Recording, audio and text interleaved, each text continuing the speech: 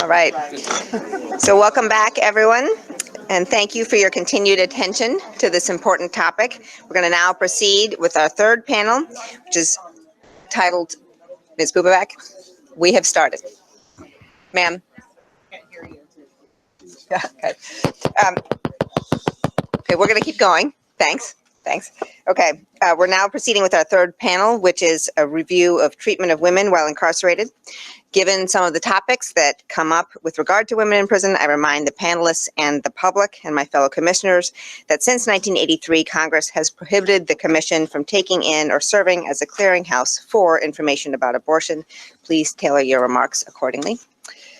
In the order in which they will speak, our panelists for this panel are Lashawn Frandsen, Executive Director of Women Involved in Reentry Efforts, WIRE, Judith Resnick, Arthur Lyman, Professor of Law, Yale Law School, Leanne K. Birch, Director of Correction and Rehabilitation, North Dakota Department of Corrections, Jessica Paperback, freelance reporter, and Dr. Wendy Williams, Deputy Commissioner of Women's Services, Alabama Department of Corrections.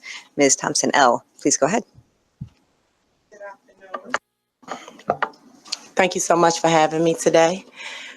Before I start, I would like to add a couple things to my testimony that are not in my original testimony that I submitted, because I recently received word from SFF Hazleton that there's a very bad drug problem there, and that of the 31 women in segregation, all but 2 of them are in segregation for drug-related offenses.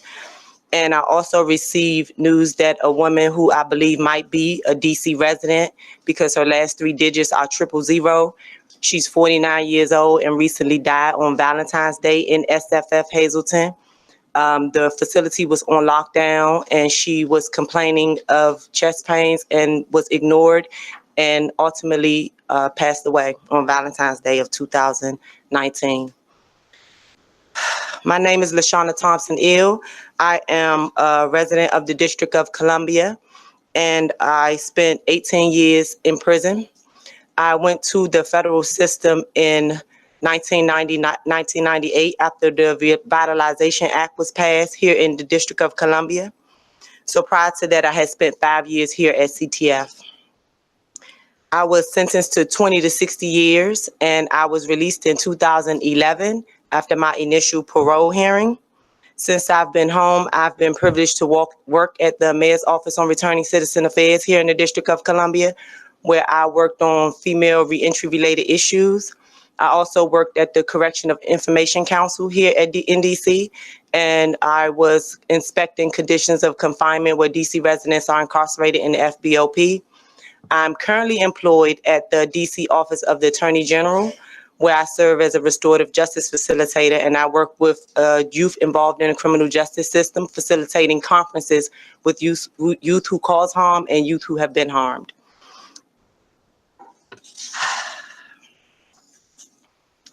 I would like to speak a little about the DC criminal justice system, because as you know, we don't have a prison system. So all of the women who are convicted of felony offenses in DC who are serving more than a year are sent into the Federal Bureau of Prisons, even though they're serving local crimes, time for local crimes.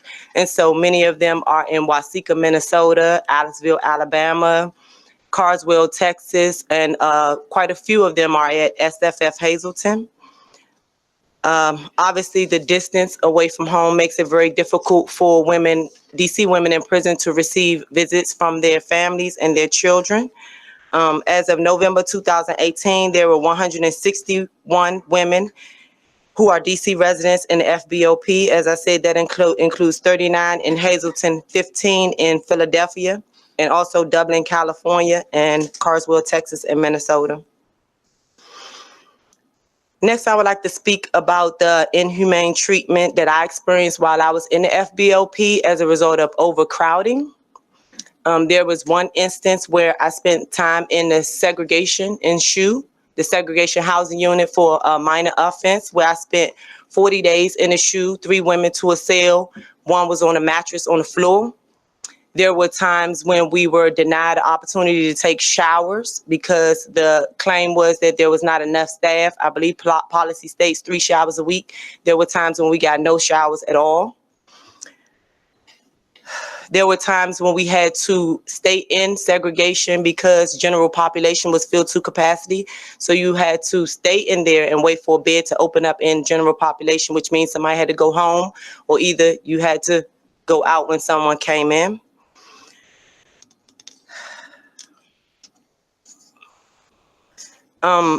I'm sure that many of the people on this panel already understand the impact that solitary confinement has on women who are already suffering from trauma.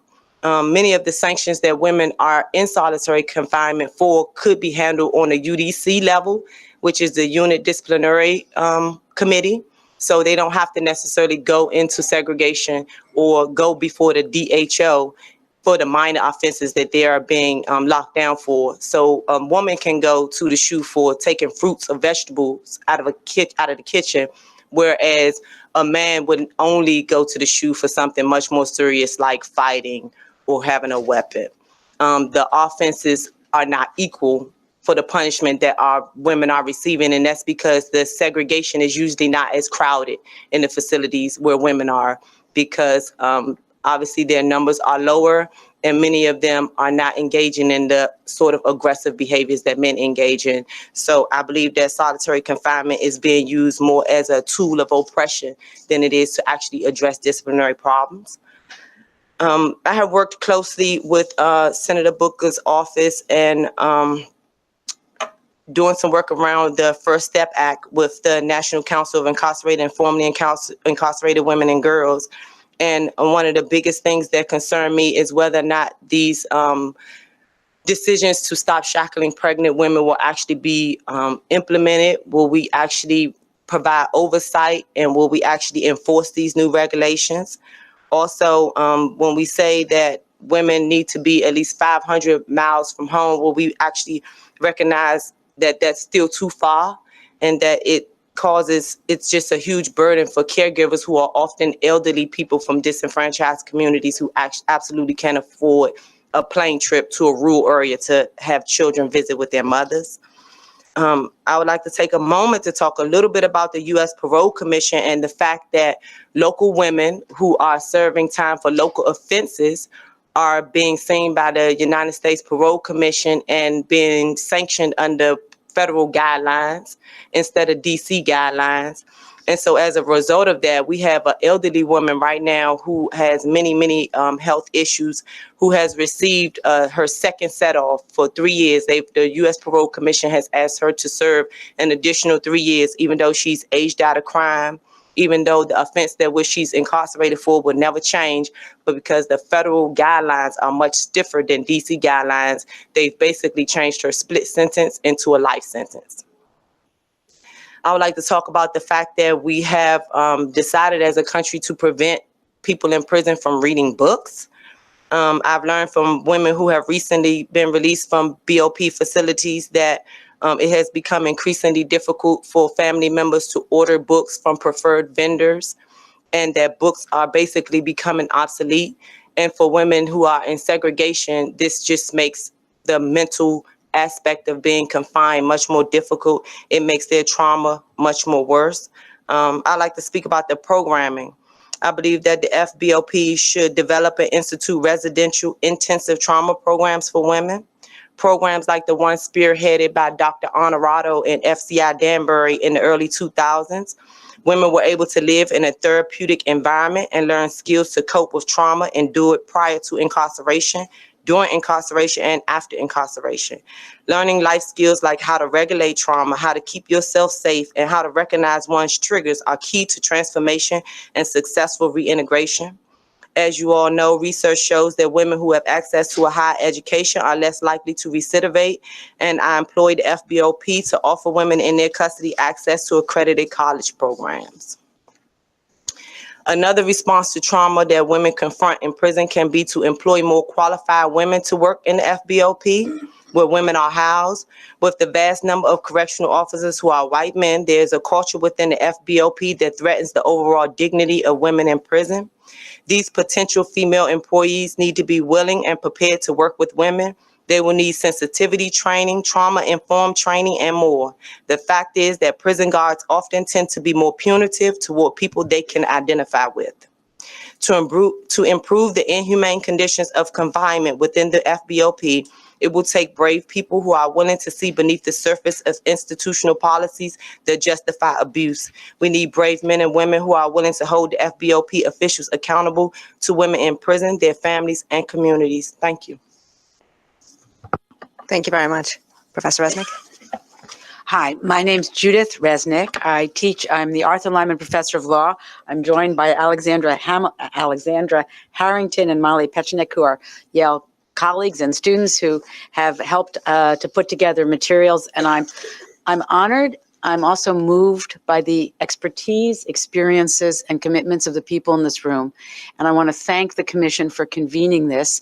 I have to say, as a very baby lawyer in 1997, I testified at a hearing called the Forgotten Women Offender in the House of Representatives. And you have reinvigorated commitments and seen how much information is available here that could seriously change the American policy landscape on these issues. I want to just incredibly quickly flash some numbers and information to try to consolidate some of what you've heard and return to some of the questions. So one question is, what's the prison population? About 1.5 million, 100,000, 116,000 women are there in federal and state facilities. In the federal system, we're looking at roughly about 180,000 people and 12,000, 13,000 women. There are 133 facilities in the federal system and 29, as you've heard, for women. Now, the next is to say, as we've been invoking, this thing called the First Step Act. And one is, here's the news and here's the text. I care about text here. It says healthcare products, translated as things that women need every month for when they're menstruating, and must be available free. And it says that there shouldn't be shackles. Now, on one hand, this is great news. On the other hand, this is incredibly depressing news. It's 2018, and it takes a federal statute to say, don't chain women when they're pregnant, and give them what they ordinarily need to take and be clear and clean for themselves. So this is good and sad news. It's called First Steps, and the next piece of it shows you that it also talks about placement, which we just heard so importantly about. It says within 500 miles. If you look in 2006, the Bureau of Prisons said exactly the same thing. If you go to the 1972 Attica report that Arthur Lyman was very involved in, he talks about how we put prisons in remote places far from view and far removed from the homes. So whether it's 72 or 2018, we're talking 500 miles is impossible. Let me show you how on the ground that works. So we were involved because the Federal Bureau of Prisons wanted to close its only facility for women in the Northeast in 2013, and we got information from the Bureau of Prisons. Of the 800 women or so who were there with U.S. addresses, 70% were from regions outside of the Northeast, were extremely far away, as you'll see from the next. And this response, Commissioner Kirsten, to your question about where, I won't pause with the data now, but it gives you the numbers of where women and men and how overcrowded they were across the United States. And in the next facility, this is just a quick glimpse of an incredibly sad additional fact, which is Danbury, Connecticut, the Northeast, has roughly under 400 women. You'll actually see, not so clearly from the screen, they have less visiting hours than do the men at the same facility. And if you go down, this is just data from the Bureau of Prisons website, and I'd be delighted to be corrected if any of this were wrong. And in Aliceville, there are more than 1,600 women. Aliceville is not a good place to be if you're from Alabama. It's remote near Mississippi. It's a terrible place to be if you're from other places in terms of services, in terms of access to religious volunteers, in terms of all that we need. So point one, next information is, what do we need? Oversight for the First Step Act. What is the availability on the ground of personal hygiene products? How safe are women when they are pregnant? Where are they placed, and why? Why are people sent far, far away? Let's talk about this other parts of the important parts of the First Step Act, sentencing reduction, good time credits. How are women and men getting them? Of all colors, what's the proportions and where? And in education and vocation, you heard Professor Smith talk so importantly about where are women as economic agents, and if we're talking about economic agency, what are the programs? Where's Unicor? Who's being paid what in the federal system? All facts on the ground. The next is, you asked specifically that we talk about discipline, which I want to do incredibly quickly. First of all, isolation in prison visiting. We have a 50-state survey that we did with the Association of State Correctional Administrators, a remarkable group of people who run the prisons around the United States, of whom Director Birch was the president up until recently. And what we know here is we've done a series of reports, and in your record is the most recent 2018 about what corrections calls restrictive housing, and most everybody else calls solitary confinement. Here we are looking at it. What we know from 43 states is 49,000. What we know basically is that about 60,000 people in the United States are in 22 hours or more, 15 days or more in the United States. And we actually know that there's several thousand. These are just prisons, and this is just the data from a year ago. Several thousand are in for more than 3 years, and the systems describe the people in them. There are at least 4,000 the systems describe as seriously mentally ill. Come to the stories of women. Women are a relatively small percent, 1.2%. But as we know, women are both over-incarcerated and underserved. And if you look at the next slides, which I'm just going to run through, we can do it by jurisdiction. But the next one is the key, is that men of color are more represented in the restricted solitary population. And on the next slide, women of color are much, much more represented in the solitary population than they are in the general population of the prison system. So overrepresentation, 40% women of color in the restricted housing of the data that we have, whereas they are about 23% nationally. Let's just go quickly. Pregnant prisoners. As of the time we did this, none of the jurisdictions that talked to us, which were more than 30, said they had any pregnant prisoners in solitary. We've heard from people individually that on occasions they absolutely are. Transgender, of the jurisdictions that talk to us, some of them are in solitary, as you have in the data. In the next slide, the good news is the American Correctional Association is trying to call for less restrictive housing. And the next slide tells you that international, the Nelson Mandela rules, are calling for no more than 15 days for anybody, because the rest of this is torture. So in terms of operationalizing what it is that you could do, 1, implementation, gender impact first steps. 2, more steps. 50 miles from home is plenty far enough. And if you can't put someone 50 miles, maybe you don't need to put them incarcerated at all. So the de-incarceration agenda. Point 3, Thank solitary. you so much, Professor Resnick. Thank you. Time to stop it. Ms. Birch. Thanks. Good afternoon. It's a pleasure to be here.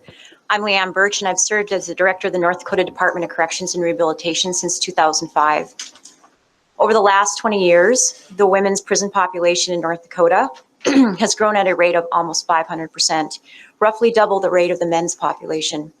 Currently, the 210 women in custody in North Dakota make up about 12% of North Dakota's overall prison population, which is well above the national average, which is around 7%. The women in our custody tend to be in their early to mid-30s. Their average length of stay is approximately 235 days, but a small percentage are serving multi-year sentences. About 16.5% of the women have returned on a new conviction after a previous DOCR sentence, and about 40% are incarcerated due to parole and probation violations.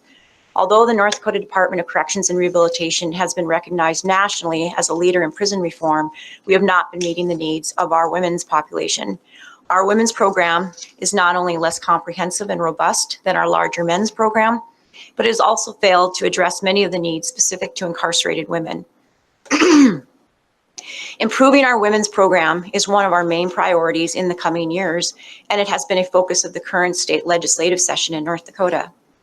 In my testimony today, I would like to talk about the challenges for our women's program historically, as well as some of the areas we are focusing on in our reform efforts. The number of women incarcerated in North Dakota is small, and in many ways, the women have been treated as an afterthought.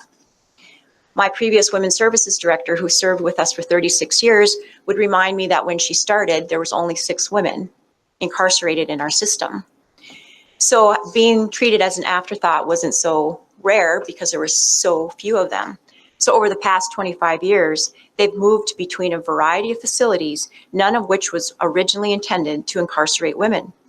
Until the late 1990s, they were held in a unit at the Maine State Penitentiary, where our maximum security men are housed. In 1998, they were moved to a unit in our medium security men's facility. And in 2003, the Department of Corrections brought forward a plan to the state legislature and said they need a facility designed and built for women. However, the state legislature decided to move the women to a former Catholic boarding school built in a remote part of the state in order to support economic development in the region. The women have remained in this facility since 2003. The facility is not meant to house incarcerated women, and its structure and layout are not ideal for a variety of reasons. Furthermore, the remote location has prevented the women from receiving the volume and range of services that our men, who are more centrally located, receive. The location has also made it challenging to meet the rehabilitative, medical, familial, emotional, and cultural needs specific to incarcerated women. The history of the women's system in North Dakota exemplifies the way that women, who compose only a small percentage of the prison population in every state, can often be overlooked by state systems. Women are moved where there is space or where they can fulfill the financial interests of the state. It is time for North Dakota and states around the country to prioritize the needs of incarcerated women and develop their correctional systems accordingly. In order to reform our women's system, the DOCR has spent time exploring the backgrounds and needs of our female population, which differ from our male population in important ways. Meeting the needs of our women require offering new programming, changing the cultural and disciplinary practices of staff, and finally building a new gender-responsive facility in a more central part of the state. We've begun making some of these changes and are working with other state actors to implement the rest in the coming months and years. I will focus on several major considerations in developing our women's program. Women are less likely to be convicted of violent crimes.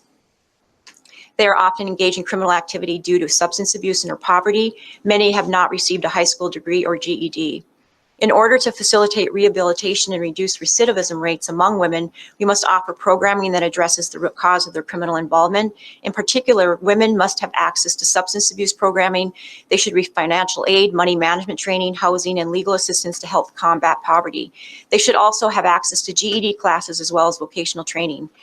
And they must have the opportunity to participate in work release to help prepare them for jobs in the community. Ultimately, altering the circumstances that lead women to commit crimes will help ensure success upon release. About 75% of the women in North Dakota are mothers. Many have young children, and they are often the primary caretakers before they're incarcerated. Given the high percentage of mothers, and particularly mothers of young children, our women's program must focus on creating and maintaining healthy family relationships. Family reunification should occur as frequently as possible, and the DOCR needs to provide spaces and events that are family friendly. Women incarcerated in North Dakota have medical needs that differ from the male population. They have a higher rate of diabetes, higher rate of hepatitis C, and approximately 10% are pregnant when they enter prison.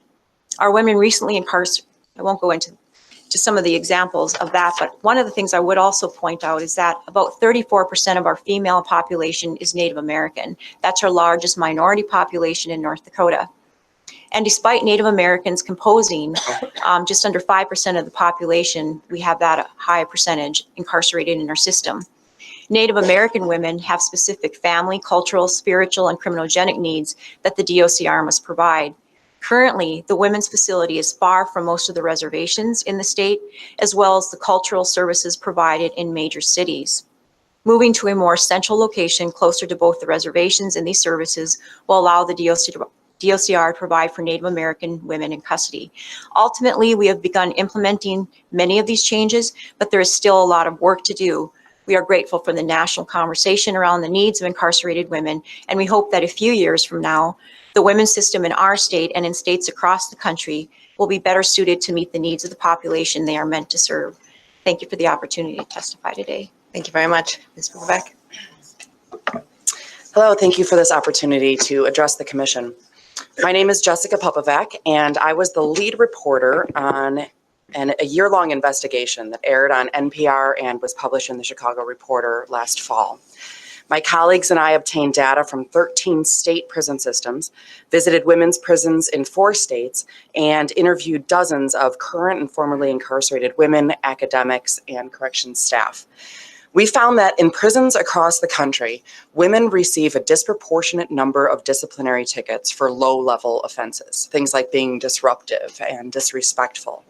For example, in Indiana, Women had more than double the rate of tickets than men overall, and 3 times as many tickets for refusing to obey an order. In Vermont, female inmates are 3 times as likely to get a ticket for, quote, making a derogatory comment.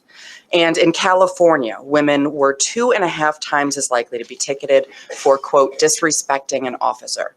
Many individual and structural factors might, of course, contribute to this, but experts we talked to pointed time and again to the unique backgrounds of incarcerated women, particularly their histories of trauma and the failure of correctional institutions to adopt responsive policies, practices, and training. Other panelists today have addressed this subject, so I'll just share one striking data point. Women behind bars in the US have a higher incidence of PTSD than any other studied demographic, including combat veterans. Meanwhile, common aspects of prison life, things like strip searches, verbal abuse, restraints, and isolation, can and often do exacerbate trauma's lingering effects. One woman we interviewed talked about seeing and hearing past abusers in the voices and faces of correctional officers. Experts told us that many female inmates react to these situations in a way that might be natural for trauma survivors. They try to leave the situation. They might talk back, or they might attempt to exert some kind of control. And it's precisely these actions that in a prison environment often get them into trouble. Alyssa Benedict, founder of Core Associates, who will be testifying during the public comment session, told us that, quote, women right now are being punished for coping with their trauma by a workforce that doesn't understand them. Across the country, we found very little comprehensive training taking place in state prisons on effectively working with female inmates in a way that de-escalates conflict and might avoid triggering past trauma.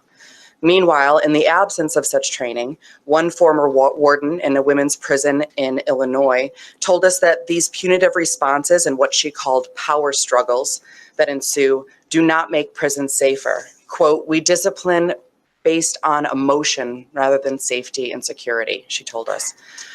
But although there seemed to be widespread anecdotal awareness of this tendency, many states are not documenting it. We requested internal reports and disciplinary data from 26 states. 11 of those states did not provide us with any information. They claimed they don't track discipline in a central location and that preparing the data would have been overly burdensome. So, in other words, nearly half of the states in our sample do not know whether they are disciplining women disproportionately. Of the states that did provide responsive data, 13 of the 15 disciplined women at higher rates for many lower level offenses. Most states provided data on the number of infractions and the punishment for those infractions separately. However, the few that provided longitudinal data showed women often being punished more harshly than men for these low-level offenses. For example, women in Rhode Island were more than 3 times as likely to be placed in restrictive housing for an offense called simply disobedience.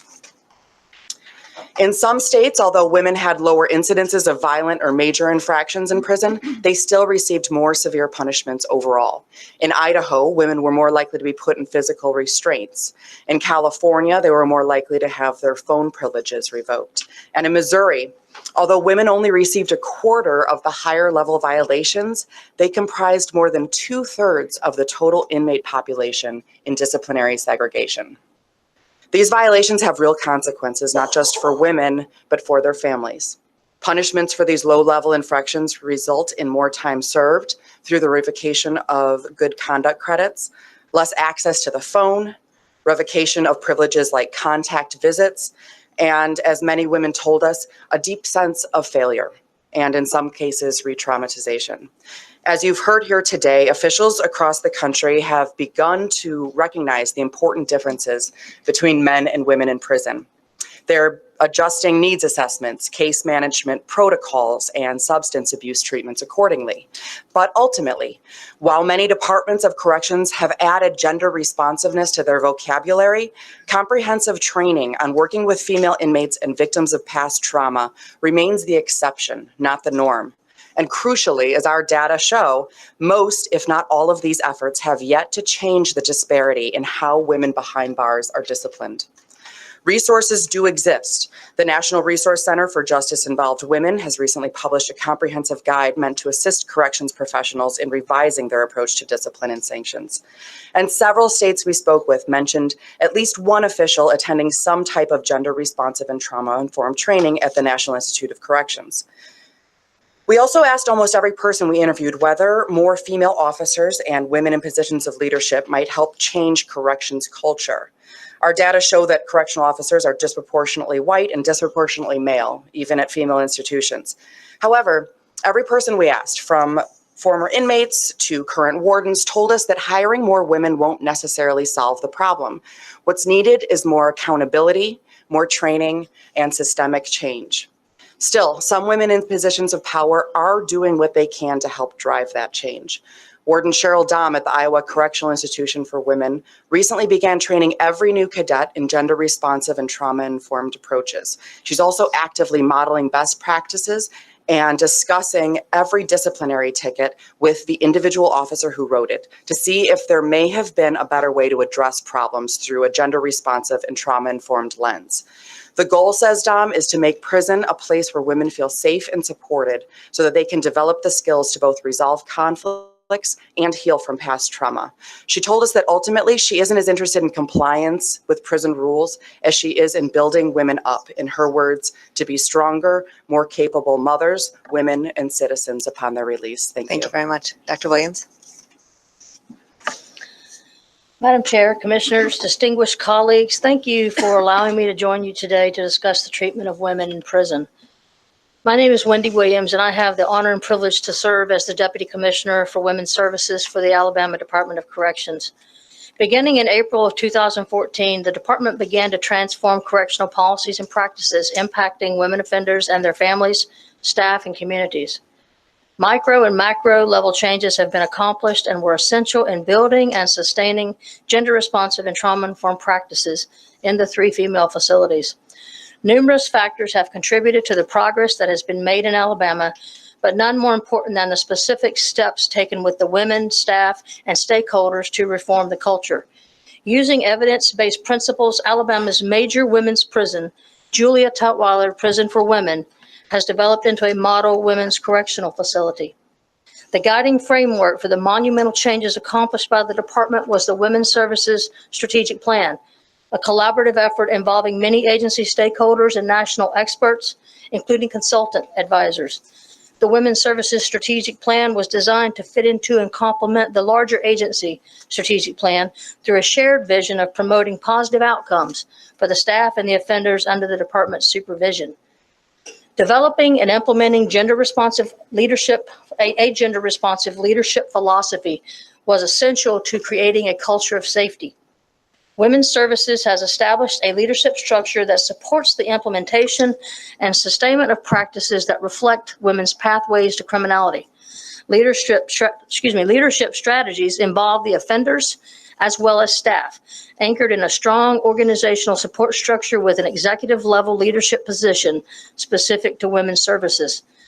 Most correctional agency policy manuals focus on guidelines specific to the male offender population, which has been stated here several times today.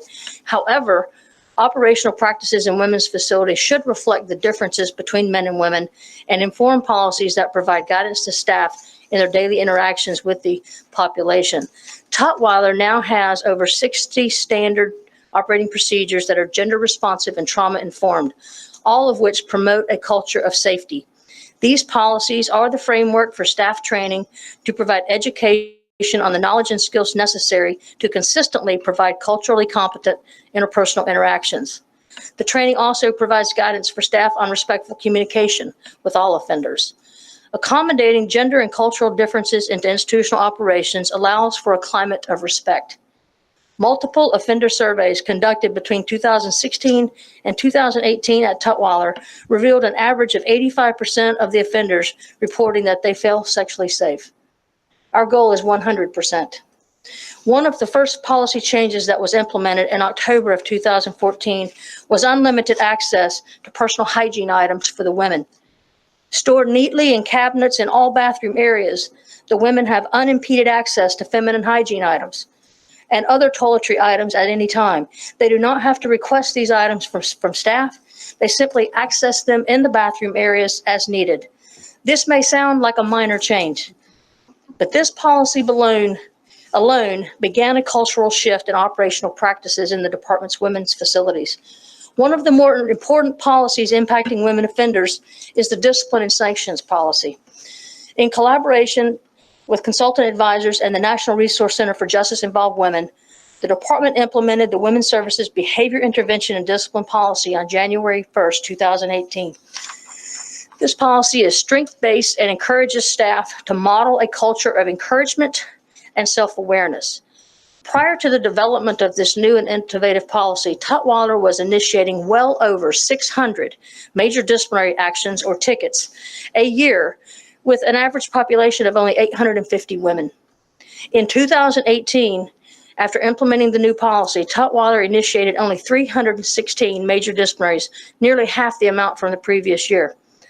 The new policy has also reduced the use of restrictive housing to those behaviors that where inmates exhibit violence against other inmates or staff.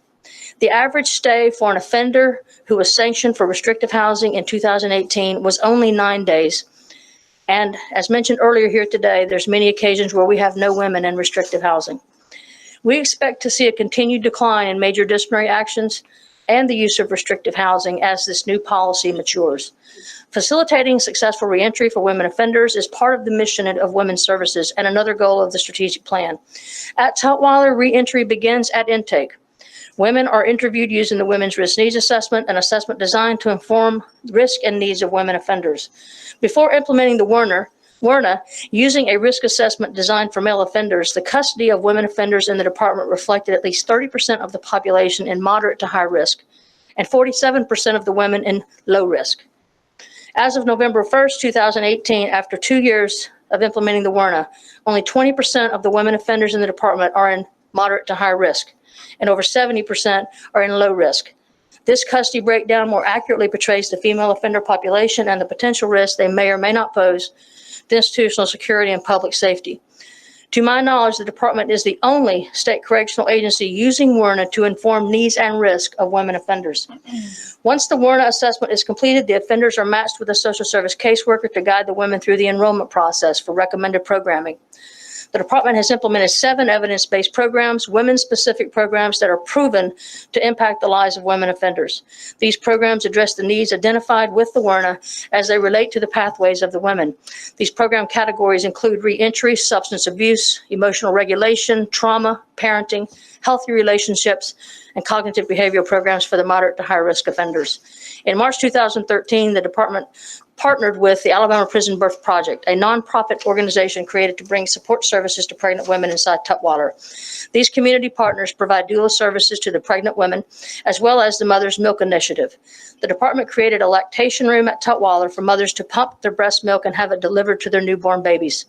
Programs such as this strengthen family connections during incarceration to assist with building supportive relationships once the women are released. I will close in my last few seconds by saying that without some of the federal assistance that was available to Alabama through the National Institute of Corrections and the PREA Resource Center and other organizations as such, some of these changes would not have been possible. Thank you for your time today. Thank you very much. I'll open up for questions from my fellow commissioners. I understand Commissioner Yaki has a question.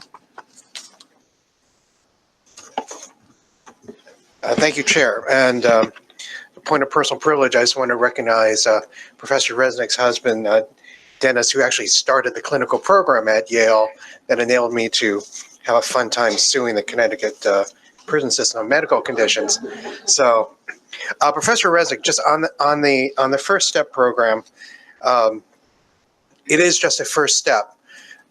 What are you looking for, and how can we help in putting information out there or recommendations on how to operationalize it so that it's more than just a statute that sits there but actually has life to it? Because obviously one of the things you want to do is take this and with other models that are out there in the states and expand it nationwide to the larger prison system that's in the state prisons, that's in the state incarceration pipeline. Thank you. Now it's on. Thank you. right now, the exchange before lunch was about implementation. The panel has all spoken about how to take words on pages and translate them into action on the ground. And so the question is, and the second step for the Congress to enact and with great bipartisan support, is decent, humane treatment for people who are incarcerated and fewer people incarcerated. There are models and so the first steps is implementation. Ask the Federal Bureau of Prisons for data informed by gender, race, and ethnicity and other forms of identity about who is getting what under those acts. Find out. I had the privilege of being in Alabama and looking at an open cabinet to which I was taken in the bath areas of women at Tutwiler, and anybody can reach in and take what they need. Is that true in all the 29 facilities? And how can we move both in the contract facilities, the private sector that was also mentioned here, to look at where's the open cabinet and how can women get these materials? Who's monitoring? You saw astonishing health experts who have testified here. Have them be the individuals doing ad hoc inspections to ask about how healthcare is being provided. And then in terms of the education and vocation that's called for in that act and for sentence reduction, how's it playing out? In terms of second steps, I just wanted to mention, and will augment the record, Connecticut has just passed a statute recently called Fair Treatment of Incarcerated Persons, which is to address some of the gender inequalities we've seen. And the UN has what are called the Bangkok Principles, which are 2010 rules that are also addressing the rules of women who are in the detention systems. All of these are models that are available, federal and state legislation. Most importantly, I think, as I am deeply committed to a federalism model which understands the important role of states and territories as well, and Indian tribal nations and their courts, would be to think about what kind of infrastructure could be put into place so that a group like this meets once a year to take the temperature of what's happening on the ground. And that is the one model is the State Justice Institute. You've heard of others. How could there be joint work, state and federal and tribal, that would change the way people are being treated in prison as well as helping people get out? Commissioner Gladney? Thank you. Thank you, Madam Chair. Ms. Paperback, is your reporting, as I understand it, there's more to come, or you're doing something else? Potentially there might be more to come, but there's nothing planned right now. Depends on how it goes today, right? I'm sorry? Depends on how it goes Yeah, today, exactly. right? We'll see. And how many public records requests still get answered. Apparently there's data I've heard here today that was apparently not available when we requested it. But we have released all of the data that we obtained publicly in the last month for any researchers or anyone who might be interested in probing it further. Thank you. Ms. Birch. I was wondering, has anybody done any studies as to why your population on Native Americans is so high? I mean, are they being sentenced equally with other? You know, that's a great question. So in our total population, so the men make up we have about 23% of our population are Native American men. Oftentimes, the Department of Corrections, when there's not services available in the community, and our tribal communities have some of the largest pockets of poverty, they often look at the Department of Corrections as like the pseudo Department of Human Services. So if they don't get treatment in their area, if there's not treatment for drug and alcohol abuse or mental health services, they actually sentence them to the Department of Corrections under a crime. And so 70% of our district court judges in a study when we were doing justice reinvestment indicated they had sentenced low-risk nonviolent people to the Department of Corrections and Rehabilitation just to access services. So if you have a population that comes from an area that there's limited services, it goes to say that it's very A heck of a obvious. solution. It's not a great solution, not at all. So also for Ms. Birch and Ms. Williams, how can you tell the discipline you're handing out is fair? How do you determine that? So that's a great question. We actually review all the disciplinary reports that are written across the department, and there's a review at the prison level, but then also at our central office level.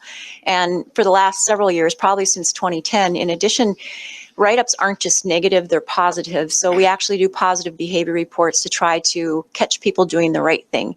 And we strive for a 4-to-1 ratio, 4 positives to every negative. So that's actually built into our system, and we track that every month to see how we're doing as far as we will actually want to write people up for doing the right thing, because it's actually more successful than beating them over the head, catching them doing the wrong thing. So we track that very closely, and the more positive behavior reports that we've written, you can actually just target people with positive reinforcement and really reduce bad behavior. So we track it very close. Ms. Williams?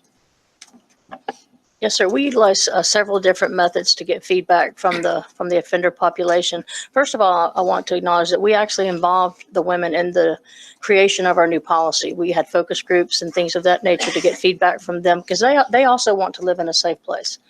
So hearing from them was important, and then them having a role in the development of that policy, I think, was critical. But we also have our opportunities weekly for the women to share their inputs on different things, and they will definitely share their opinion on things. So I think it's important to listen to them. You know, our policy is still new. It's a little over a year now. We've made some revisions to it. Some of those revisions were made based on recommendations from the women as well as the staff. So I think for us, that's what's been important is everyone having a voice in it, and being willing to make changes if necessary, if they were needed.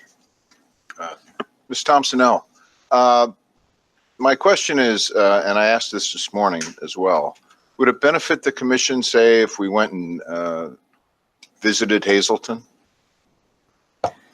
Definitely. I think that, first of all, it would benefit the women there to know that you great men and women care enough to come in and visit them. For some of them, they haven't been able to get visits from their family or their local legislators. So I think it will, first of all, show them that the nation is paying attention, because a lot of them feel like their issues aren't being heard. So I definitely believe it will be helpful for the women.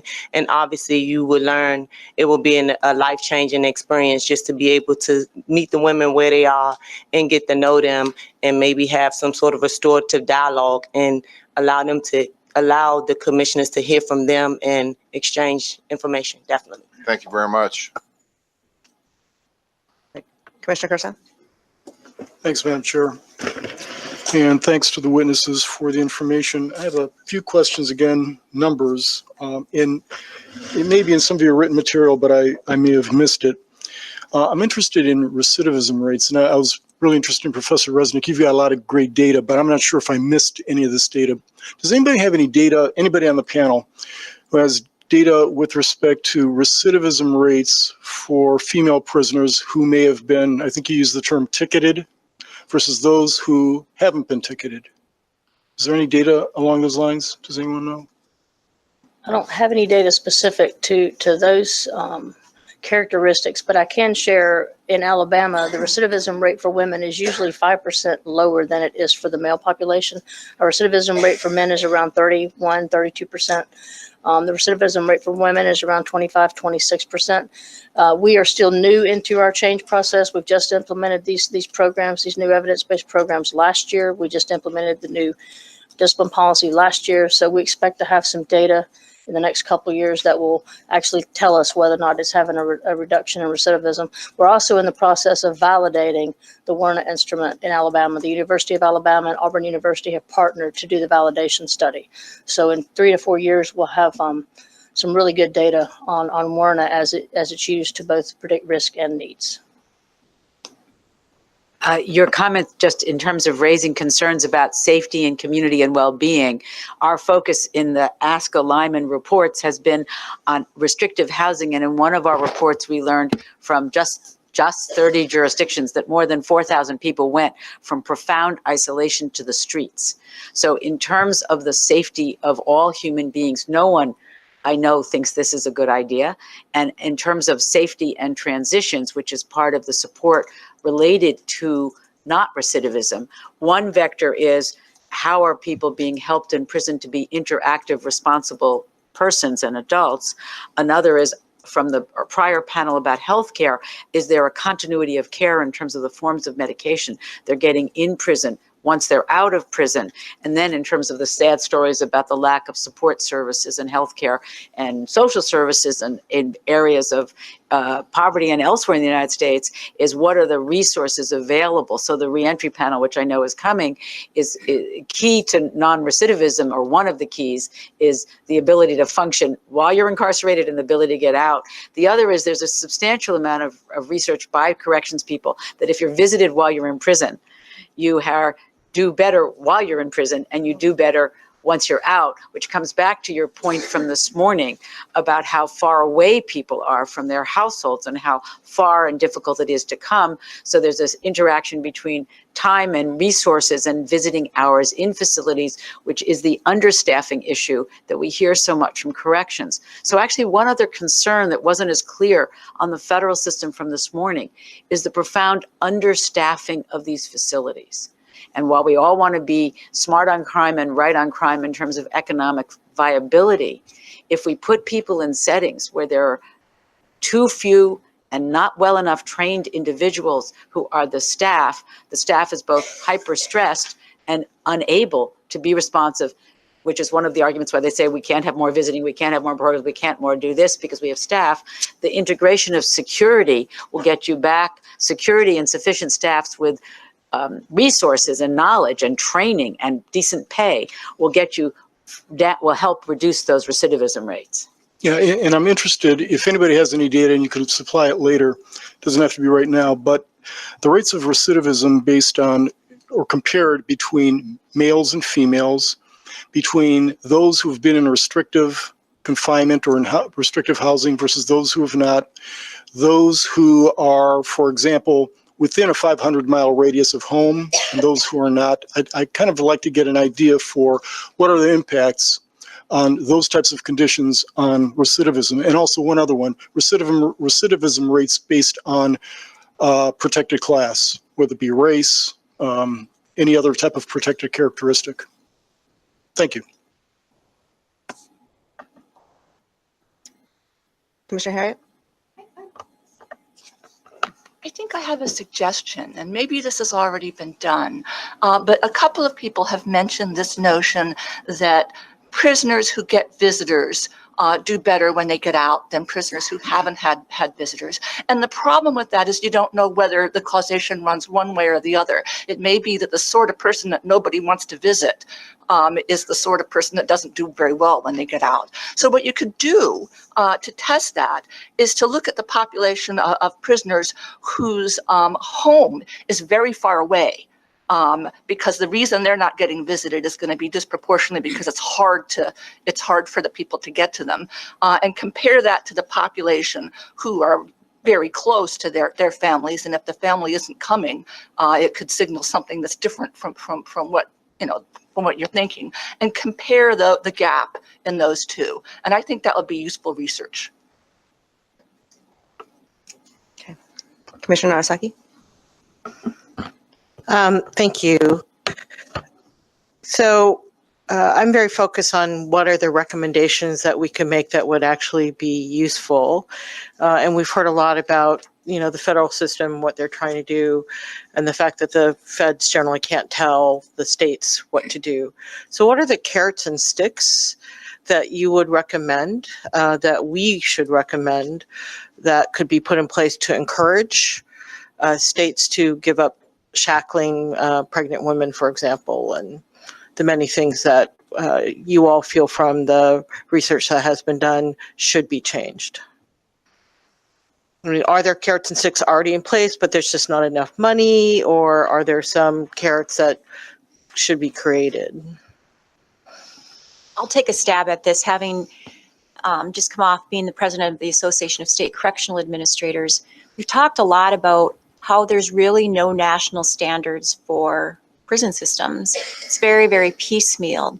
So you have pockets of standards like Prison Rape Elimination Act, but for standards that are much broader that really get to the conditions of confinement, oftentimes those standards are come about from a court case, which is really an ineffective way to get at running really good correctional systems.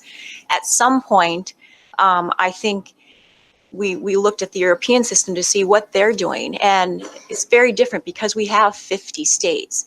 So one of the ideas is to almost have a system like the Interstate Compact of Adult Offender Supervision, where you have a compact and you have some national standards and there's some agreement and some consistency, but there really is no oversight for prisons in the United States. I mean, we have the PREA audits, but there's no real teeth or enforcement mechanism for that. So they tried to, I think, get people to go along with by saying, we'll take your federal funds away. There's not a lot of federal funds that go into state prison systems, so that wasn't a huge big carrot or a stick.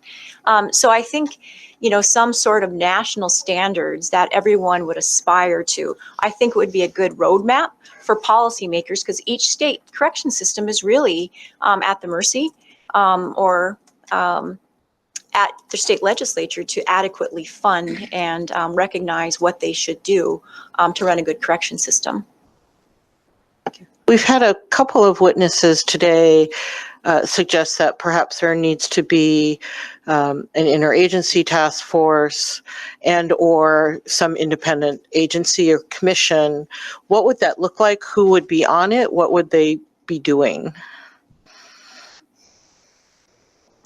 I'm sure I'm one of many of the people who can be responding to this.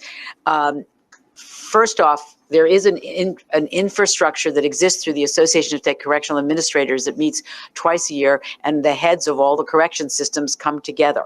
They often meet with others, such as who do research with them, and can partner. In terms of a structure, the federal system has in some eras been at the forefront, but we can see that there are many states that are far ahead. Colorado has now said no one can be in solitary confinement 15 days, 22 hours or more. That's it for the whole system. So we have an example from Alabama and from North Dakota of enormous state leadership. So what you'd want to do is have a state, federal, Indian tribe, the polities that are in the United States come together with federal funding to create a commission, whether we should model after the U.S. Commission on Civil Rights, for example, to bring together and include, of course, the people who've been incarcerated, as well as the people who are the staffing and inhabit it, to try to say, what should prisons look like? I should just add, you know, prisons were invented to respond to the idea that killing people, branding them, and sending them to the colonies was a bad idea. As soon as prisons were invented in the 1700s, people said, oh my God, look at how horrible prisons are. Chaining, whipping, and starving. And that's not 1600s, that's whipping in Arkansas in 1905, federal litigation, saying it's okay as long as you do some procedural process, until then Judge Harry Blackmun said, I'm sorry, human decency doesn't let you whip anymore, and so do the corrections people. So thinking that what we have in prisons today is just normal and what prison is only what we built out of terribly totalitarian regimes before the world of rights to which you're all devoted. So the question is, now that we have rights, how do we remake the thing that we call prison, as well as reducing its use? So I have one more. One more. Okay. So I did raise the issue earlier about what do we do about the fact that, at least in the federal system, there's only 20-something places, and the response I got back, understandably, is, well, we don't want to have more places.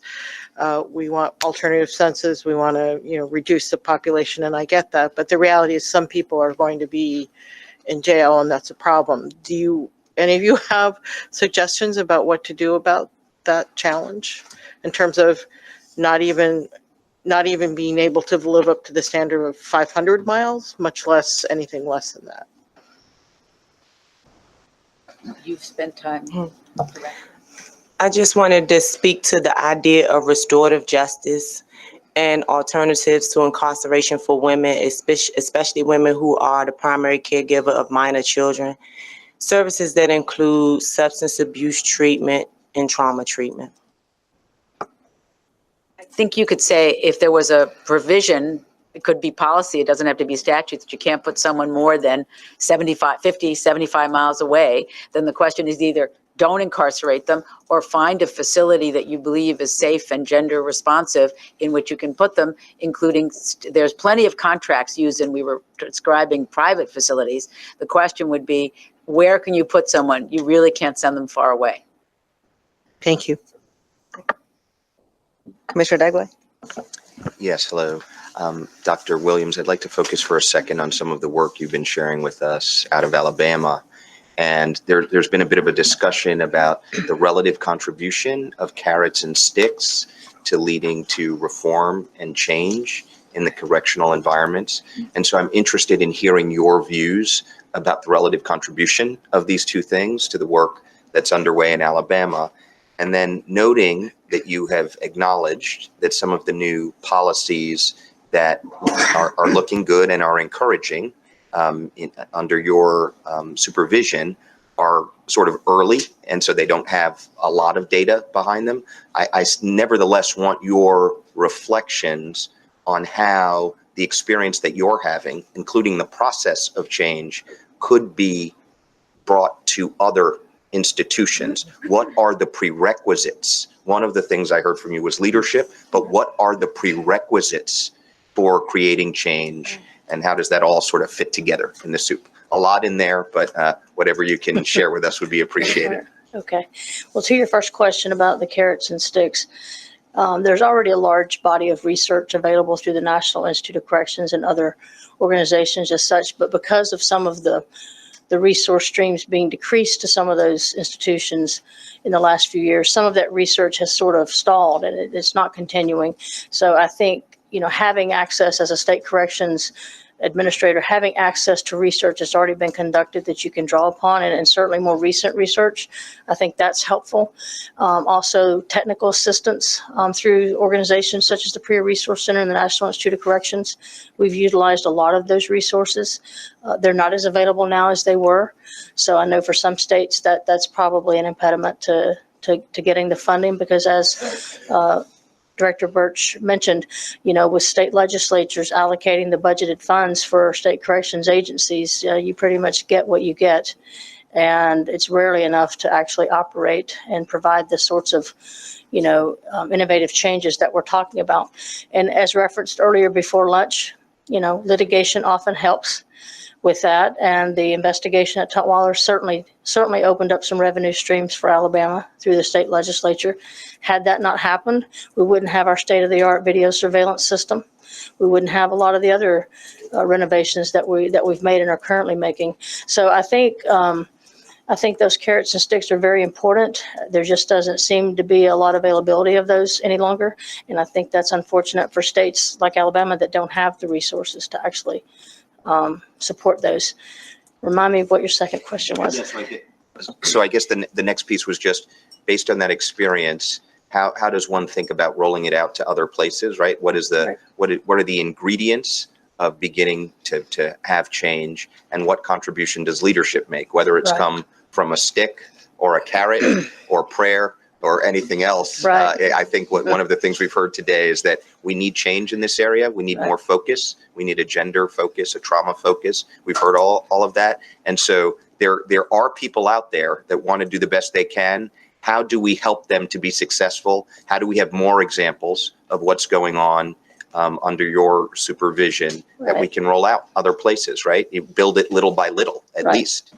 All of the above, pretty much, to sum it up. But it starts with leadership. You've got to have the leadership structure in place that can make sure that the changes are made, because you're going to have opposition internally. I mean, that happened in Alabama. We were rolling out these innovative changes in the women's facilities, and even some of our own stakeholders internally were poking and prodding at times, trying to almost set us back. So you've got to have key leadership in place to support the change. The agency has to be transparent. You've got to own whatever issues that are there in order to get beyond them. And that's hard sometimes for corrections agencies. It really is. But once you do it, it's like a 200-pound weight off of your shoulders. So That would probably be the two lead things I would say is leadership, transparency, and then you have to do ongoing, as Jessica and I were talking about before we started, ongoing staff education and offender education. You can't do a one and done with changes like this. If you're going to shift a culture, it has to be ongoing. I heard someone mention earlier today, tying your strategic plan to the appraisal and performance measures for staff. It has to be intentional at every point that you can as an administrator to make sure staff are constantly being reminded of how important their actions are day to day, boots on the ground with the mission of the department or for women's services. And it takes time. I mean, we're not, there's no mission accomplished sign hanging anywhere. We are still in the trenches working hard, and we're just glad to be where we are. But it takes patience, it takes commitment, and it will take some resource streams. And, you know, that shouldn't be the reason not to do it, but it certainly makes it a lot easier. Ms. Birch, You just turned off your microphone. Sorry, I have a big enough mouth that typically it doesn't matter, but since we're broadcasting, I'll play by the rules. So I wanted to come pick up on this conversation and ask you a little bit about how we think about the idea or what narratives there are out there about how reform makes things better, both for the people that are incarcerated, but also lifts the weight or the burden of the people that are involved in the system. Meaning there could be a narrative that's a win-win. I think if we have people that are entrenched and thinking that the way we do it is the only way to do it, it's a stressful place being in prison, regardless of what side of the bars you're on. I'm not equating the two, but I imagine and I understand that it can be stressful to work in prisons for everybody, for lots of reasons. And what is the narrative of recognizing the humanity of the people who are there, 95% of whom are coming out, and on the other side, alleviating this situation that it's a zero-sum game where somebody wins and somebody loses? How do we drive that narrative? Yeah, we've been trying to drive that narrative for the last few years in North Dakota, and really it comes down to creating an environment where the intervention works. The people who work in prisons have a stake in having an environment that is safe, that creates an environment where change can occur. But I can tell you that's a culture shift, just like Dr. Williams talked about. And oftentimes I think systems get so entrenched because this is the way we've always done it. And sometimes you can't even imagine a system different than what you're already running until you see something so drastically different. And so having had the opportunity to see a very progressive system in Norway and trying to bring those things back, it's been really gratifying, but it's also been challenging because the narrative, if you don't control it, is soft on crime, you're coddling them, what's all this about? And we really talk about public safety in the sense that, how do you want this person returning? Do you want to make a good prisoner, or do you want to make a good neighbor? And so as we've been in this several years, you're going to lose some staff, and some of them need to go if they can't get on board. And then the way you actually recruit and hire and who you need to actually come and work in your environments has to change. And the biggest thing to sustain these cultural changes is actually how you train and coach and mentor your staff to make sure that it continues. Because if the leadership you have in present is all of a sudden gone, you hate to see any gains disappear because you have not entrenched some of those gains in place. So there's a huge incentive that what we do in our prisons isn't just about being nice to the people while they're incarcerated. It translates into public safety to their families, to the communities they're returning. It touches every part of our community. And if we're doing something that's harming people while they're incarcerated, that ripple effect will impact the communities to which they return. That's helpful. One last one for anybody on the panel that wants to speak to it. We've spoken a little bit about disparities that reflect some differences with protected classes. I'm wondering if there some source. We've talked about cultural fit. We've talked a little bit about a difference between the race of some of the correction officials and the incarcerated persons. But I just want to put the question out here. Are there areas of discrimination that we need to know about in the prison system or the U.S. Civil Rights Commission. There are protected classes of people that are incarcerated. Are there issues that we need to pay special attention to that are affecting different protected classes?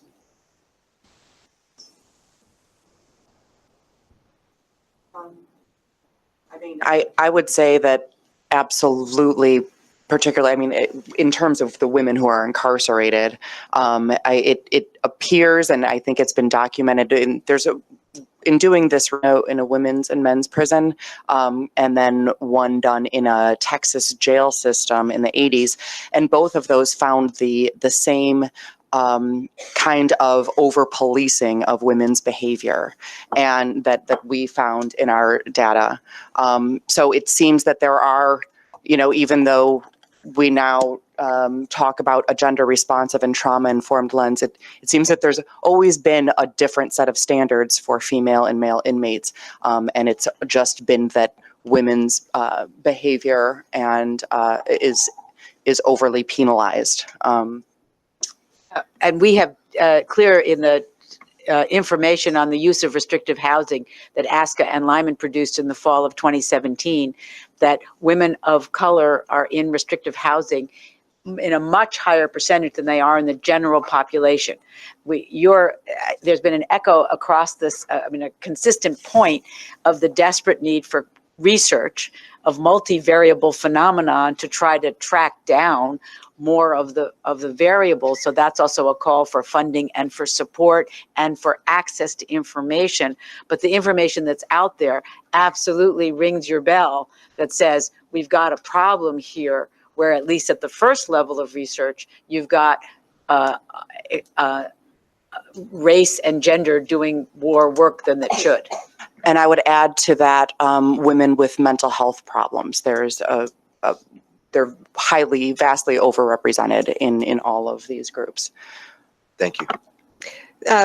Dr. Williams, the point that Professor Resnick raised about the open cabinet that's now available that people can reach into is on the one hand really exciting to hear about, and also sort of counterintuitive to imagine that kind of access could be available and also fiscally responsible for your institution. And I wonder if there's a way to share that information with other institutions, maybe with the organization you just finished sharing, so that other institutions also could begin to learn from that best practice, maybe short of litigation, as a way of moving more quickly. And if there are other lessons similar to that open cabinet that are analogous, and also maybe we could start spreading the word for more institutions. And so I hoped maybe you could tell us a little bit more about that cabinet and ways to share its progress. Right. So we are open to sharing any of our gender responsive trauma-informed policies. As I mentioned, there are over 60.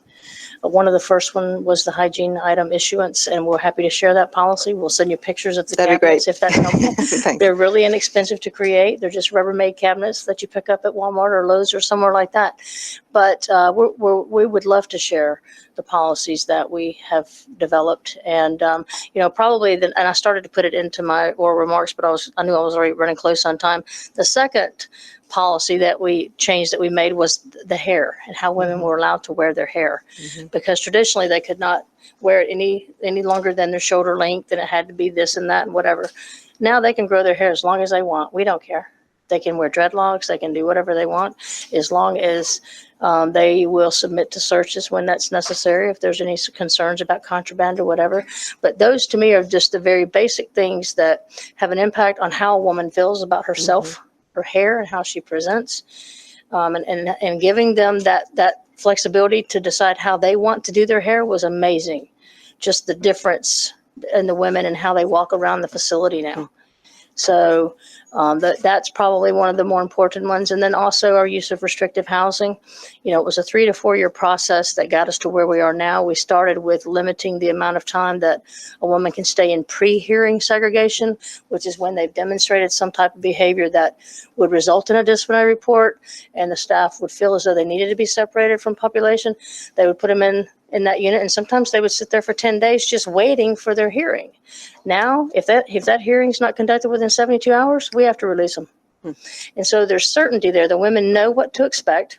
And they also know that they'll get credit for those 72 hours or 48 hours or however long they were there onto that 9 to 10 day stint that they have to do, so time served, so to speak. So they get out a little bit early. I didn't mention it, but in our discipline process, there's also positive reinforcement aspects to that.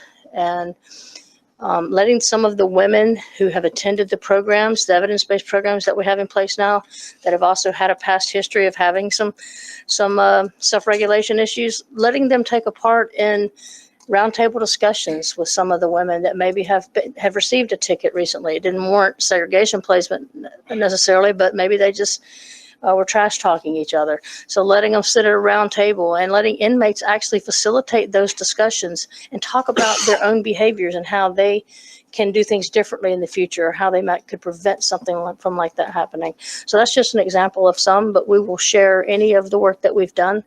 And we already have shared it with a lot of states. Great, thank you. Could I add to that also, one of the things that we saw in some places that we visited were, and I don't know if you're doing this as well, but kind of a modification of the traditional strip search where women can take off one article of clothing or one part of their clothing at a time, so a woman never has to be completely naked and feel that vulnerability, seemed to be something that help mitigate those conflicts in that lead to a strip search, or that make a woman, fight against it. Another thing to your point about the data is that, I'll just say that, as I mentioned, only 13 or 15 of the 26 states provided data to us. Many states that we contacted said that they keep all of this in individual paper files and just had no way of knowing what their trends were and where their problems were. And so that seems to me to be a good first step, an opportunity to create a little more accountability, to just have a system of knowing what's happening and have it, using computers, something along those lines to provide that accountability and transparency and ability to take a deeper dive into who is being affected and what is happening. This actually also relates to the idea that you would have, if the director had to sign off on any solitary confinement for more than 24 hours, you would both get centralized information and you'd have some way. And in some states, they're trying to both use either directors or regions to make it harder than just an individual staff member saying a person's a threat. I just wanted to mention on the personal hygiene, when you go abroad, you often find that prisoners typically wear their own clothes. Staff wears denims or something.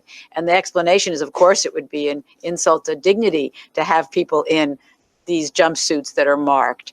And so the things that we think of as natural here in terms of total constraint, in many other settings, in addition to being constrained, people have access to visiting. There's a whole host of other practices that would be very helpful. So another institutional notion would be shopping states and shopping other systems to learn about alternatives. Great, thank you. Commissioner Gladney. Thank you, Madam Chair. Dr. Williams, I was wondering, since you're sharing so much, can you share those best practices policies with us and send a copy, so maybe we'll include them in our report? We'll be happy to do that. Thank you. Second thing I noticed was in your statement that I read, you talked about the staff changes, 12 hours to 8 hours. There was another one, but I'm sure there's been other changes as well. Do they also have focus groups? Do you have focus groups with your staff? Absolutely. And I think I mentioned in my written statement that, when you have the types and the amount of changes that are visibly taking place that impact the offenders, sometimes staff will become resentful if you're not also taking care of their well-being. So some of the remarks that the other panel have made, it's very important to include them in the process from the start. We've included them in almost all of the focus groups, if not all, probably all of them. We also survey our staff routinely to make sure that we are hearing from them what their views are of the changes that have been made. And we invite them to come forward with ideas that they have about how things, just like we mentioned the disciplinary policy, and midway through recognizing that there were some changes that would benefit staff and inmates if they were made. So we were making those changes. So having the type of culture where staff feel valued, number one, and that they feel that their ideas are appreciated and that they are encouraged to bring those ideas forward is important. We have ongoing staff training and education, as I was mentioned to Jessica earlier, and that is equally as important. Allowing some of our staff to go visit other facilities and draw from what they see there. All of those type things are important, but staff wellness has got to be at the top of the list, and making sure that they have what they need and that they feel safe. So. And I think this is for Director Bursch and Dr. Williams, but anybody else can chime in, which I'm sure you all will. This morning I was asking some questions about BFOQs and whatever. I don't know if you use a BFOQ or if perhaps you just assign certain people to certain posts in your facility, which would be like a shower post or whatever, and perhaps and the males can run the Sally port or searching or things like that. Can you summarize how you function like that, each one of you? North Dakota is a right to work state, and we assign the best person for the best post. There is no right to a certain post, so we assign the best trained person for the post. So we don't really worry about BFOQs, but we do try to hire in the women's prison. We obviously want most of the folks working in the prison to be women. Men, we actually like a good mix of women. So in our medium custody facility, we actually have about 40% of the correctional officers are women, because they bring a different bent to the environment. So we don't really worry about BFQs because we have the authority to put the best person in the best post. Thank you. Dr. Williams? Right, we do not necessarily have BFOQs, but we have gender-specific posts. Many of those posts were already declared gender-specific prior to a staffing analysis that we had conducted 3 years ago, which actually looked at all the different posts and staffing through the lens of being gender responsive and trauma informed. And so there were some additional posts that were added to that list of gender specific posts through that process. So I don't know the exact number, but any area of the facility where a woman's privacy is an issue, it's a gender specific post. In addition to that, I just lost my thought as to what I was going to say. It's okay, it happens to me all the time. I'm talking too much, I More guess. every day. I'll think of it in a moment, but I know what it was. In 2012, which was at the beginning of when the lights started to be cast on Tutwiler, our staffing ratio of there was 70% male correctional officers to 30% female correctional officers. Today, I'm happy to report we have 65% female correctional officers and 35% male. And I do think that's critically important. It is good to have a nice blend, but it's important because of those gender-specific posts to have the numbers of female officers there to make sure they're staffed Has with that led female to any officers. more problems in the facility? I wouldn't call them problems, but clearly, with, childcare is an issue for men and women if they're single parents, for sure, and even if you're not single parents. But a lot of our female staff are single parents, and so childcare is of concern. And that's one of the reasons that we went from 12-hour shifts to 8-hour shifts, because 12 hours is a long time to leave your child in daycare. And so that's been helpful. But outside of that, I can't say that there's been any problems or challenges created because of the difference. Thank you. Professor, do you have an opinion? And we are past time, so we will hear the answer and then conclude the panel. I think you've heard from many people concerns about staff and the interaction. If I recall right, in Alabama right now, people are paid $32,000 a year roughly. So one of the questions is, if you're going to run, one is, how do you get a cheaper system? You have fewer prisons. Another is, in the places where you do have incarceration, you have to be sure that the facilities for the people living in it and for the people working in it are sufficient and adequate for safety, and that the people who are in it are trained. So there's also, what's this training, 6 weeks or 2 years? Some European systems have 2 years before you staff a facility in terms of that. And then the other question is pay. And they're going to the question around the country, wildly different amounts of pay. And also remoteness. I was told by the director of Alabama how challenging it is when a prison is situated in a remote place to have adequate staff and services. So on your recommendation list, I think I've just added more. Thank you very much to this panel. We will reconvene at 2:40, and just so folks know, Commissioner Yaki had to leave to catch a flight, so it was not a comment on the panel when he departed, and we look forward to seeing you. I thought it was me. It was a comment on you.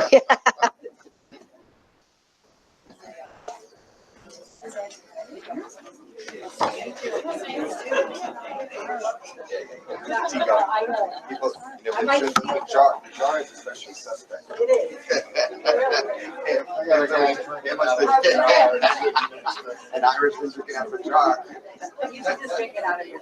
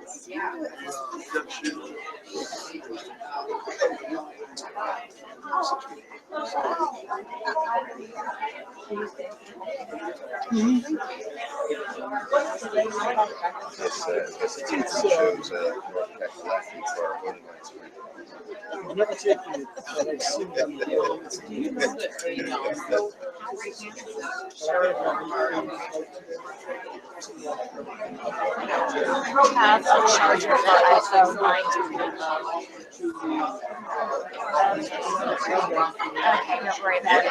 I guess I can just take it to my office. If you need anything, just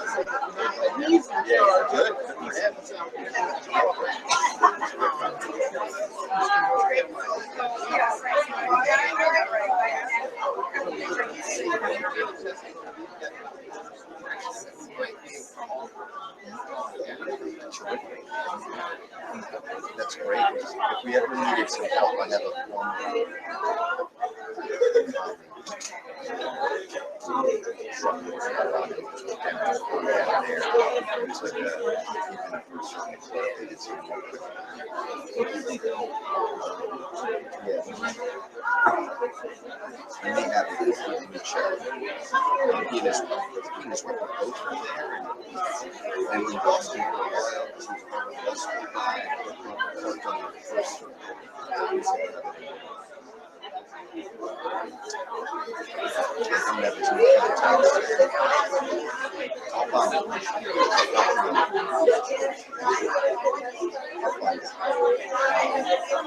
Yeah, anybody's very interested.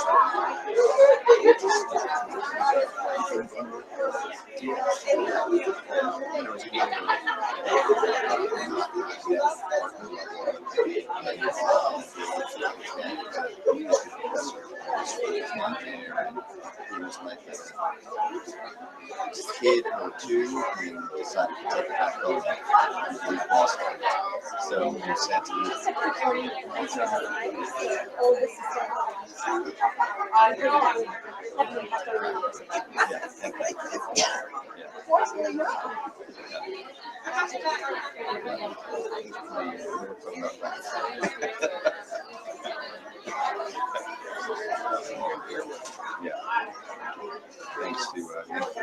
for that heads up. Let me go move my legs.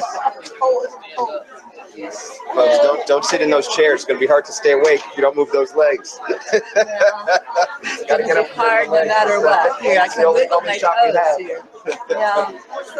How are you? do that. Thank you. You too.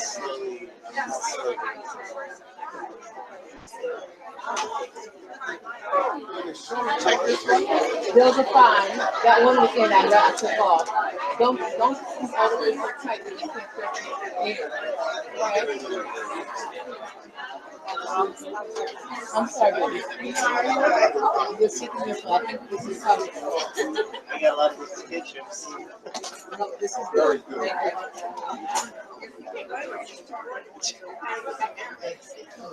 Just gonna go see my friend Pete again. Hey there.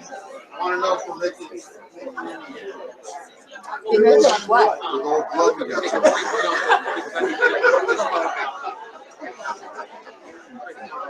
Need some more numbers? We'll get some more numbers.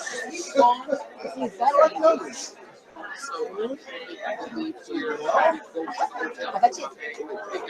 Actually, it was a long story. Yeah, you're always like gallivanting around the globe. Well, this is that's the problem when you work. You can't do that. You know, I saw the light. Not the bright light white one either. I know he's doing the Miracle of Execution the other time. Uruguay. Did you? But you missed Uruguay? I like Uruguay. You were there? It was like a real country. I was almost going to go there. I was in Buenos Aires a couple of years ago, and all you have to do is go across the Hour and a half. yeah, but like didn't have time. When I go on trips to, you know, it's like for 2 days, for 3 days. Take more time. I don't have You have to research comparative law, comparative civil rights. That's right. I mean, civil rights in Buenos Aires. This is one of those security in Buenos Aires. He's behind you. And all important offices. Right underneath it is a subdivision. Thanks for telling me that. That'll be my next novel. Yeah, don't tell that to the two tomorrow. Uruguay actually is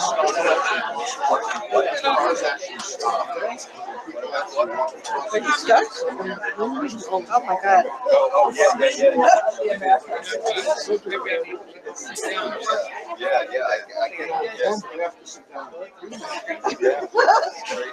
Jason, share it and we're going to see. Pick it up.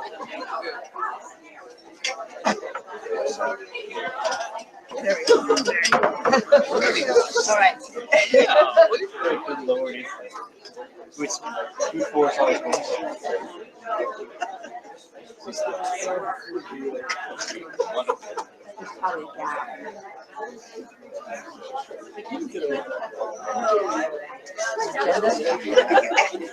Thank you.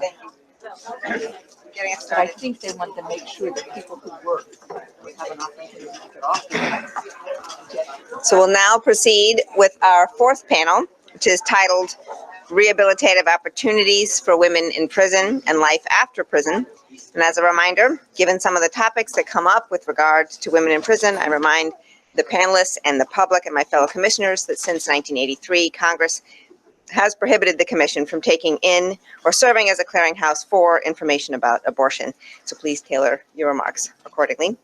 In the order in which they will speak, our panelists are Chief Wendy Still, Chief Probation Officer, Alameda County Probation Department, the Honorable Brenda P. Murray, Co-Chair, Women in Prison Committee, National Association of Women Judges, Becky Ney, Principal, the Center for Effective Public Policy, Susan Burton, Founder, A New Way of Life Reentry Project, and Brett Dignam, Vice Dean of the Experiential Education and Clinical Professor of Law, Columbia Law School, and as a point of personal privilege, my former law professor when I was a student at Yale Law School in the prison clinic. So welcome.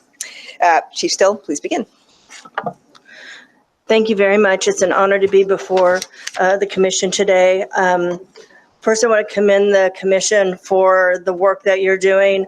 I have almost 40 years of criminal justice experience, with over 30 being in the prison system, and then the remainder being out in community corrections. I'm a 42-year public servant. So I just feel like I've had this discussion over and over again and relived parts of it today. Your work is just so important. I'm going to talk about rehabilitation and reentry into the community, but I also want to first start off for a minute by talking about the transformation that the prison system in California went through as it relates to women prisoners. And it was driven by the legislature's deep dissatisfaction with the outcome and the system and the services available for women. And had it not been for that type of high-level support and oversight, I don't believe that the transformation would have occurred, at least back then being in the 2005 timeframe. How I really became majorly involved in the work with women offenders. And the reform was back then, I was the Southern Regional Prison Administrator, 40,000 inmates, 50,000 staff was my responsibility.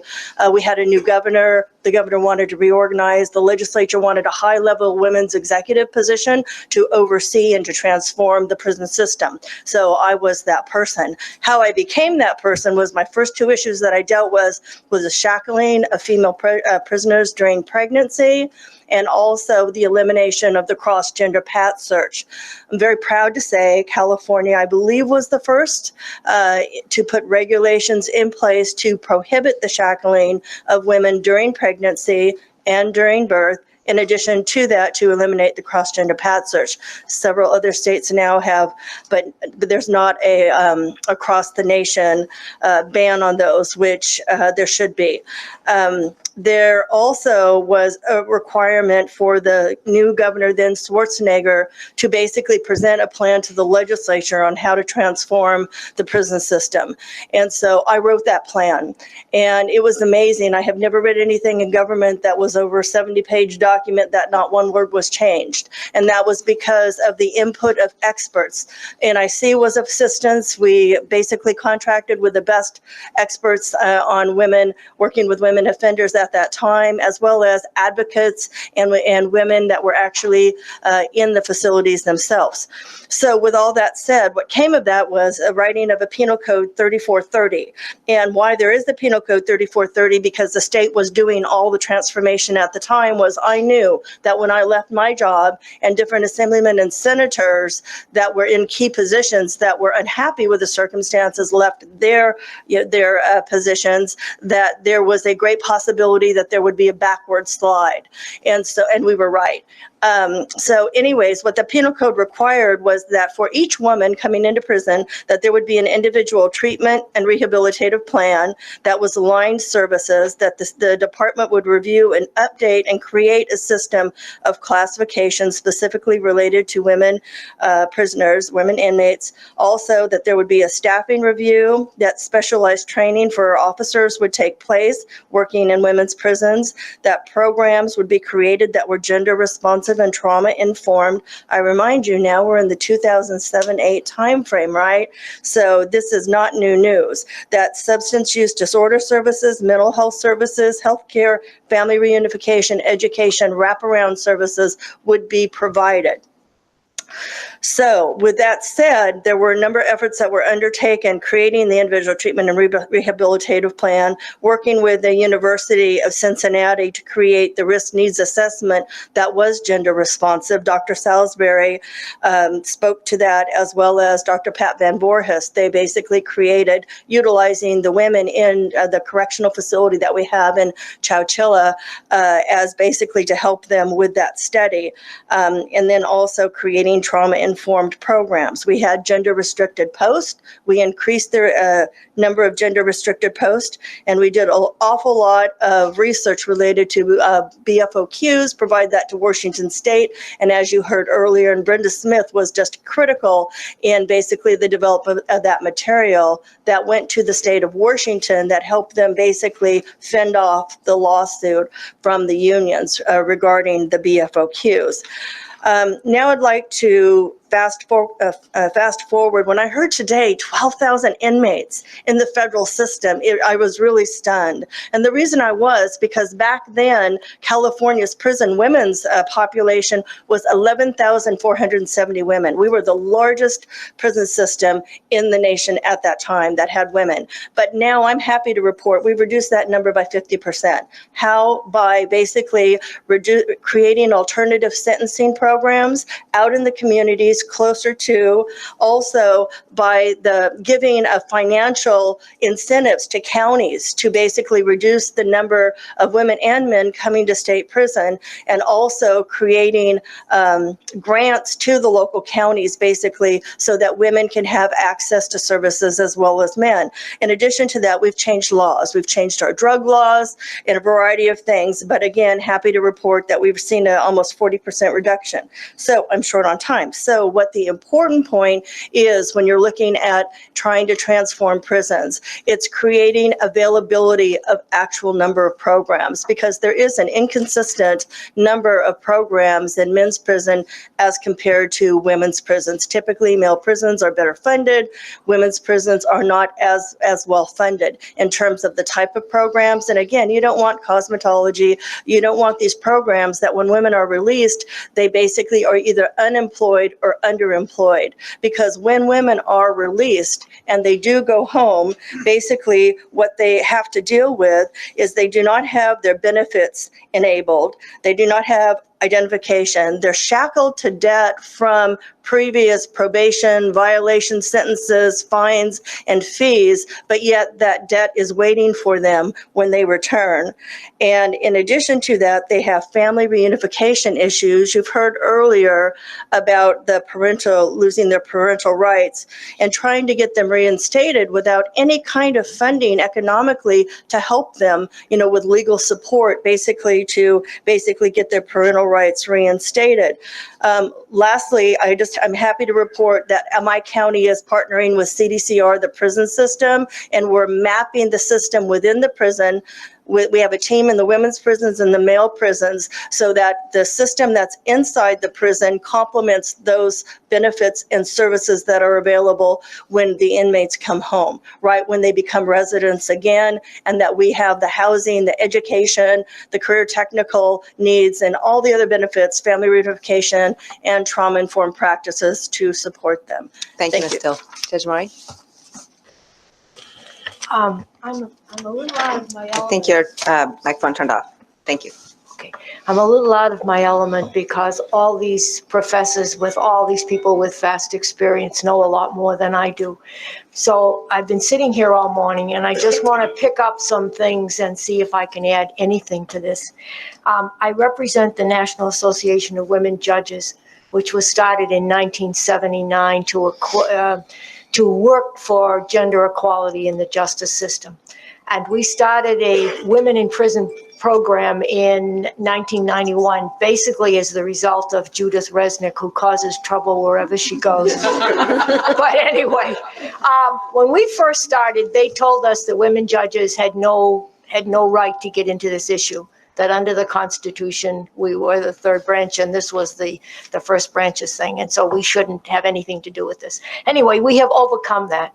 And the two points I would like to make with you is that the top judicial people in the United States, Justice O'Connor, Pat Wald, have always been members of this association. So somehow people thought we were important and they were able to get us meetings. We have met with every director of the Bureau of Prisons, okay? And we have told them quite blank, you are doing a lousy job. And they have given us coffee, donuts, nothing. We haven't accomplished a damn thing except Alex McClellan, really. We pushed that job because they had nobody. They had a lady with no background. So Alex, we got that established. But they've allowed us to visit every prison, and we visited several of them. In fact, we were the group that went to New York and that metropolitan detention thing, and it was Judge Gonzalez and Judge Betty Williams, my co-chairs, and there's Judge Bev Cutler. We went and we saw they had over like 120 women in 2 rooms where they ate, they went to the toilet, and they slept in these 2 rooms, identical. And they were keeping them temporarily. And it was like, I don't know, Betty, how long was it? It was like 2 years they were there. And and then when we got back to Washington and we said it to them, they said they didn't know about it. They didn't really realize it was all somebody's fault in New York who didn't tell them that it was absolutely inhumane. So we have done pretty good work, some of it, but we haven't done half as much as we should have. But we got a meeting with a big shot in the White House, and I can't really tell you who. So we get ready for this meeting, and all of us get all pepped up and everything, and we go in there, and we've got to make our case. The Bureau of Prisons is, and we get in there, and we say, now, we want to talk to you about the Bureau of Prisons. And the person says, it's a mess. And we said, what? And they said, it's a mess. We know it's a mess. And so all our arguments went out the window. Why they didn't fix the mess, I don't know. But they admitted, these big shots that knew what was going on, admitted that it was a mess. So that, you know, the questions you've asked about data, that's pie in the sky. I mean, you can't get any data. They don't keep this kind of data that you think. They are, disorganized is a nice word. Now, Alex told the gentleman over there that there were gynecologists. When we visited Hazleton, West Virginia, there was no gynecologist on staff. And there were a large proportion of those women spoke Spanish. There were no Spanish officers. The women complained about it. What we insist when we visit a prison is that we meet with the women prisoners without any guards around. And I don't know why, but the Bureau of Prisons has always let us do that. So we have a private meeting with the women who are residing in the prison. And they tell us things which are not what the staff of the prison thinks. So, okay, there's a whole lot of other stuff I wanted to tell you. Besides the big national thing we do a book club and we do programs in New York. The judges in New York do a lot. The judges in Alaska do a lot. The judges in Florida do a lot. We run book clubs. We run reentry programs for the women. If you ask the women about their reentry programs, they will tell you they're lousy. They're no good. And the one thing about Hazleton, when we visited Hazleton, I know it's over 500 miles. Some of those women were there from far, far away, and they volunteered to go there because they were promised programs. When they got there, there were no programs. But those women, they want to succeed. Not all of them, you know, some of them are worthless, but most of them really want to improve themselves, and they're not getting an opportunity to do it. Now, before, I want to make sure I'm giving you policy recommendations from the New York State, because Betty will shoot me if I don't give you another copy. Okay, and then one thing I wanted to tell you, which is just absolutely dreadful. In my book club that we run, we've had one suicide about 3 or 4 months ago. And then the prison had another suicide 4 years ago, and they had to do a report. The Maryland law required them to do a report, because this lady had a mental condition. Restrictive conditions apply to individuals with serious disabilities. This is in the Maryland Women's Prison. Violates the 8th Amendment of the United States Constitution, Article 25 of the Maryland Constitution, the Americans with Disability Act, and Section 504 of the Rehabilitation Act. I brought copies of this report. If you read this report, you will not sleep tonight. I promise you. We've got one Maryland legislator who has agreed to introduce a bill to make that prison shape up on the way they're holding their mental prisoners. Now, the women tell me that they're stuck, the warden's stuck, because these women have mental conditions. They should go to a mental hospital. There's no mental facility to send them, so the courts are sending them to the prison. And then the warden's stuck because she can only keep them in solitary for a couple of days, and they have to release in the general population. The other day, one woman with a pen went into the eyes of her roommate. And so, anyway, okay. This is I told the women that I was coming here today. So one of the inmates wrote an article, part of her writing class. And so I've brought that for you. You keep talking about recommendations. I think you should dump that. You should talk about demands and orders, that you're in a position to maybe fix things. You don't want recommendations. They'll ignore your recommendations. Nobody gives a damn about these people. I tried to get the women's legislator in Maryland. Thank you very much, Judge Murray. Ms. Knight.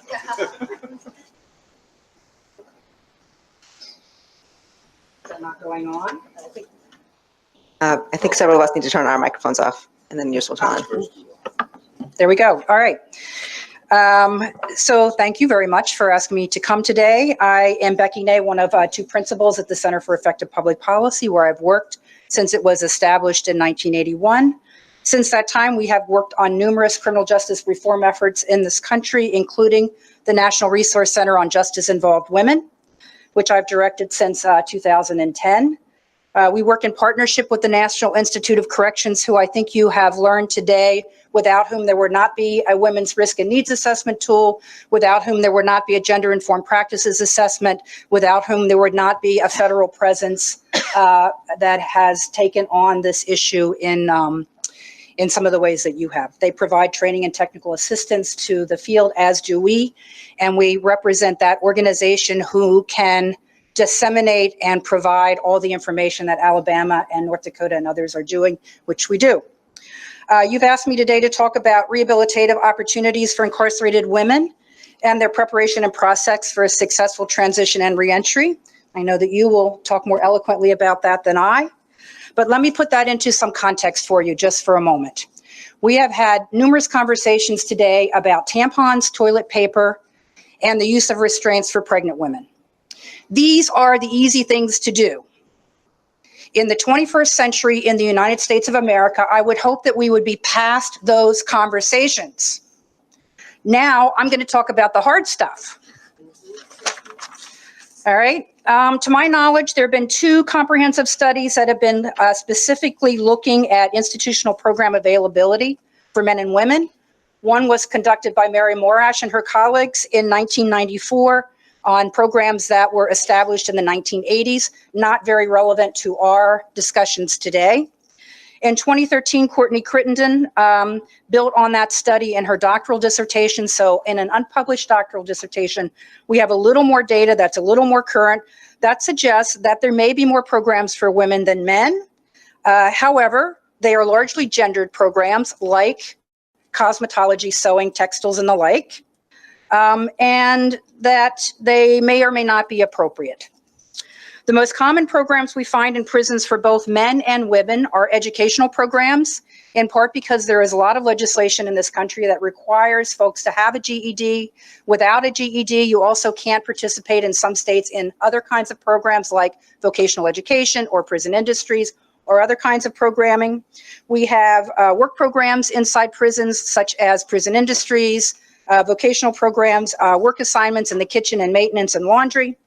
And we have drug treatment programs because of the high incident of substance abuse among incarcerated populations. We also have a variety of other kinds of programs, religious and Bible classes, recreational programs, special events, and things that are not evidence-based but provide opportunities for women and men to participate in things other than being idle and laying around in beds and being bored out of their minds.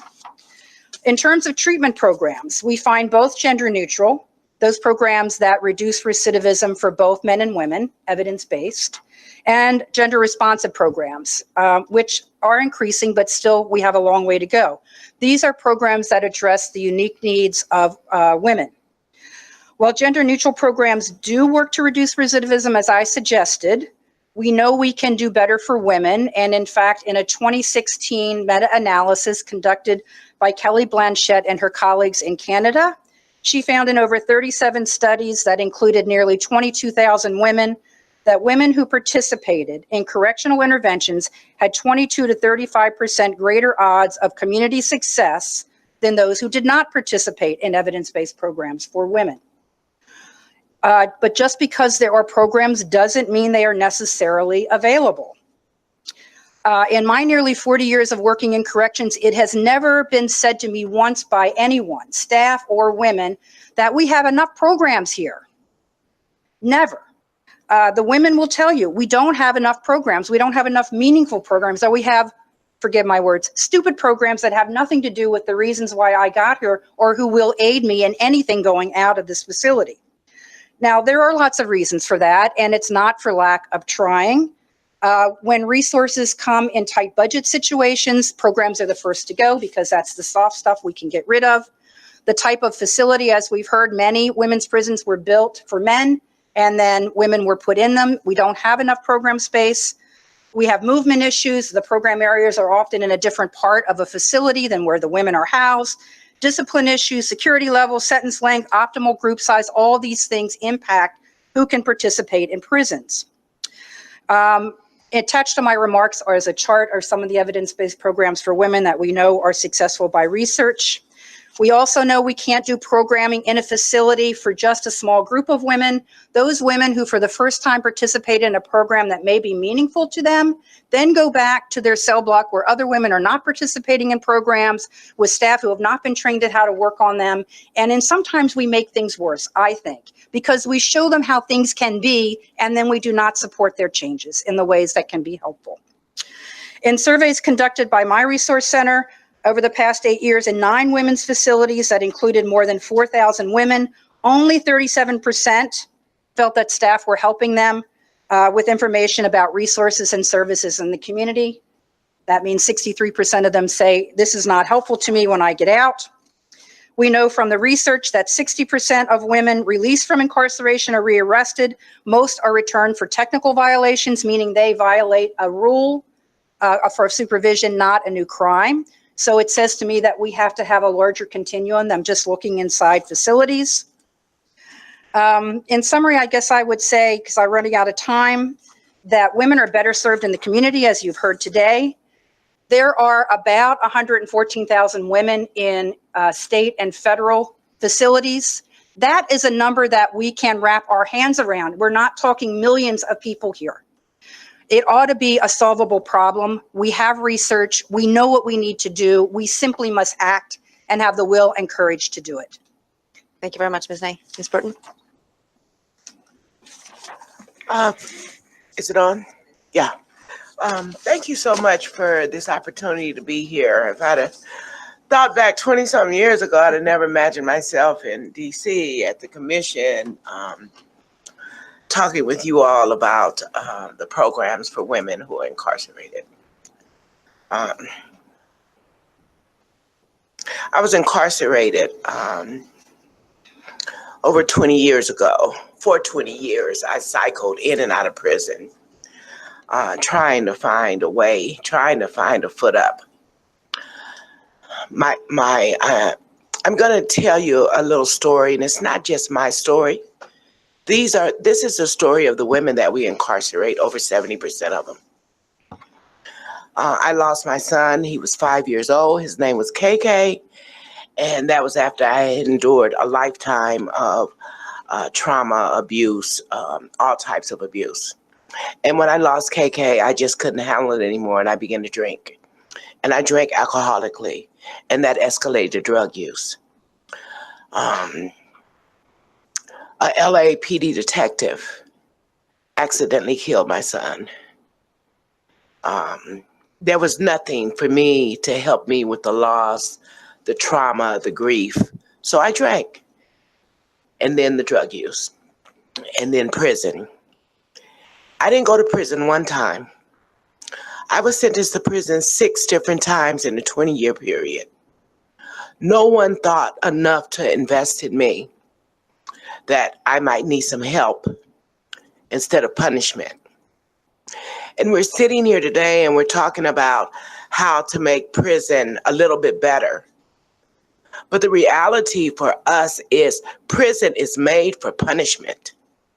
It's not made to be better, and the people there, the way it's constructed, the way it's ruled up, it's made for punishment. And it's doing exactly what it was made to do.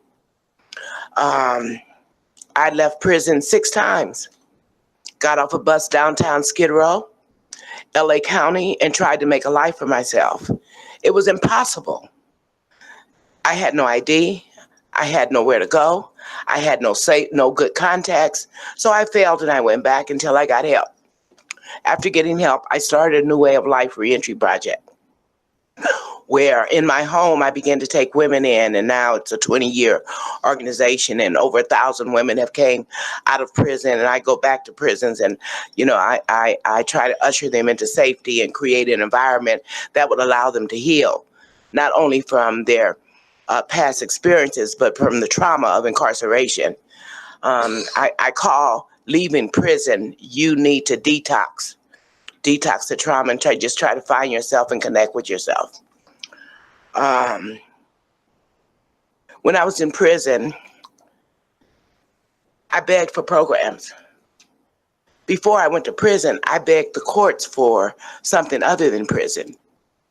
But I was always sent to prison, and there was never enough programs there for me. So out of the over 1,000 women who have came through the doors of a new way of life, nobody has,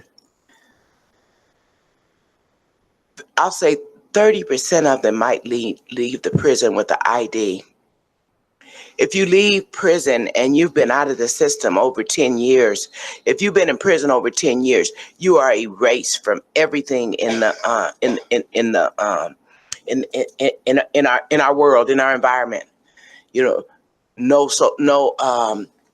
no ID in the DMV system. We have to go to get a birth certificate. You know, I've had where I flew to another state to get a birth certificate because we couldn't ID her, and we couldn't work with the agency. The parole department, her parole officer, could have made a couple of calls and used that government document to get her birth certificate. But they didn't think enough and wouldn't invest in that woman. But we got her what she needed.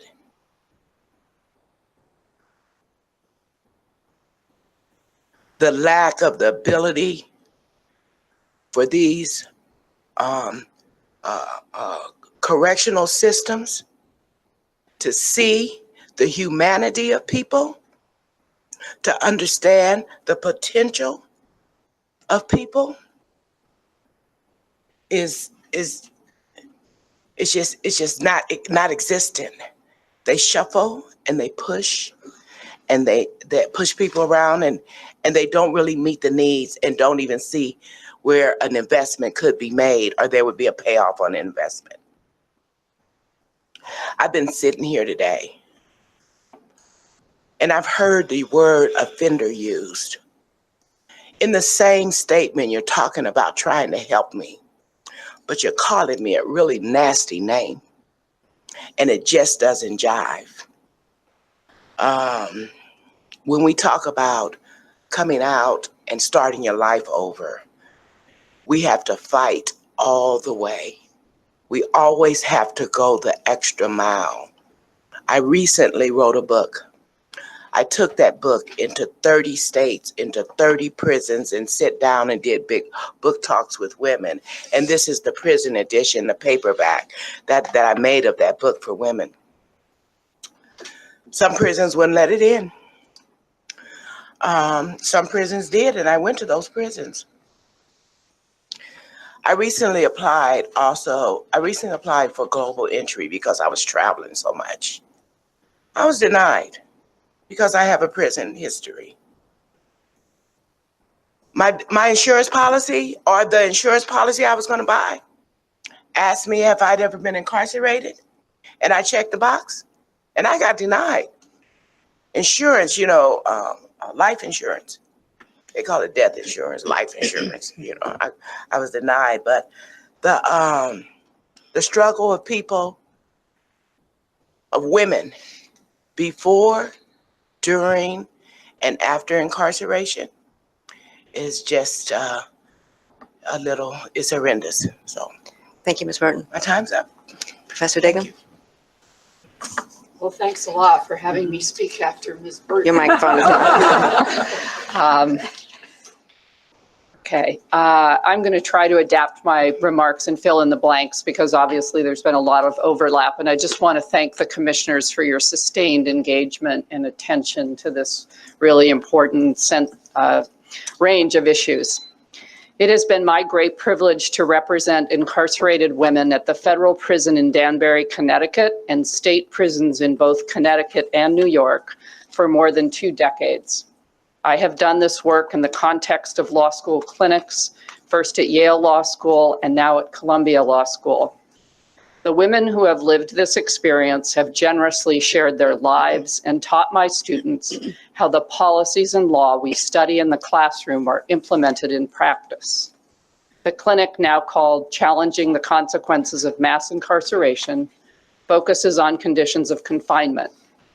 Federal courts have appointed us to cases that have included challenges to federal policy that allowed invasive pat searches by male officers of women participating in a residential trauma treatment program, medical claims, including an unsuccessful attempt to obtain a necessary hysterectomy and then breast cancer treatment for one person, the right to wear a hijab in an official prison identification photo, and sexual assault by correctional staff. Our current docket includes a number of women, most of whom have extensive histories of abuse and have been convicted of violent crimes, who are seeking release from the New York State Board of Parole. Rehabilitative programming is central to that process, and the obstacles to successful reentry are all too apparent in our work. So when I looked at the topic of this panel, and it was rather broad, rehabilitative opportunities for women in prison and life after prison, I went back to the data, to some of the statistics, and I think I have some that might plug into some of the questions that have been asked. But we're at a moment in this country where there are a variety of people who are actually saying that they're interested in reforming the system. And we should have no illusions that one of the primary drivers for that is the cost of mass incarceration. A few years ago, when Pew published a study that documented that 11 states were then spending more on incarceration than education, people took notice. At the same time, communities who had serious unmet educational and other needs had unprecedented numbers of their parents in prison on parole or probation. But more compelling to many, because it was quantifiable and still is the cost of incarceration. Incarceration is, of course, far more expensive than pretrial diversion, home confinement, or probation and parole. But expenses of the entire system have prompted many to focus on recidivism as the metric by which we can measure rehabilitation. Rehabilitation is both a sentencing goal and a predicate to parole. I acknowledge that pretrial diversion is not really within the scope, the very large scope of what you asked us to talk about, but I would urge you to think about it and to look at footnote 2 of my written testimony, which cites a case in the Eastern District of New York where there's a very innovative pretrial diversion program and a very compelling story of one woman whose felony conviction was set aside when she successfully completed the pretrial diversion program. So recidivism facts, a few. Women have lower rates of recidivism than men. The U.S. Sentencing Commission became concerned about recidivism and has done a series of reports that focus on sentencing and what factors correlate with recidivism. In 2016, it analyzed more than 25,000 people who were released from prison in 2005. One of the problems that we face with data collection is by the time we get a data set and completely analyze it, 10 or 15 years has gone by. So with that taken into account, I did the best that I could. The commission considered gender along with several other factors, notably race and education. Male offenders were rearrested at higher rates, 52.2% than females, 36.4%. Those without a high school diploma had the highest recidivism rates, 60.4%, while those with some college failed at a lower rate of 39.3%, and college graduates, we used to fund college education in prison, but in 1994, when the Pell Grants ended for prisoners, that was foreclosed and dramatically decreased. College graduates had the lowest rates of recidivism, 19.1%. So rehabilitation matters. I applaud the commission for looking at it. It matters both for parole and successful reentry. Parole boards typically look at exactly the same characteristics that someone looks at in sentencing. They want documentation of rehabilitation, which is programming in prison. If you don't have the programs and the certificates and you can't demonstrate that the risks that led you there have been treated, your chances for parole plummet. So women are less violent than men, as you've heard, they're mothers. 90% of them, according to the Bureau of Prisons, have experienced trauma. They have different mental health needs. There are a few programs that I know you're familiar with because you've looked at the OIG report, the recent report on women in the federal system. And I recommend that you look closely at the Resolve, the trauma program, and the findings in that report. There are very concrete suggestions about staff vacancies and the low level of staffing. Also, if you take a look at the residential drug program and the women who are in those programs, some of the things that recent reports have found is that there are 11 of those programs provided for women at 9 facilities. There are 72 of those programs provided for men at 65 different institutions. There are only 2 Spanish residential drug programs, one for men and one for women. And this is at a time where 7,200 of the 13,000 women were convicted of drug offenses. I have more, but I see that my time's up. Thanks very much. So I'll open it for questions. Mr. Padney? Thank you. Actually, speaking to programming, Ms. Nye, you spoke very passionately about the programs that are needed. I take it in most prisons, they don't exist. Drug programs exist. Trauma programs exist. I'm talking about vocational programs, basically. And where they do exist, talk to me about where they don't exist, but also talk to me about where they do exist and capacity to take people into them. And same, anyone else can respond too. I mean, I'm not just. So I think we have more programs in existence that address trauma, as you know, that address the risk factors that are unique to women, different from men. So while we have drug programs as being one of the more common programs in prisons for men and women, that doesn't necessarily speak to what they're doing in that program.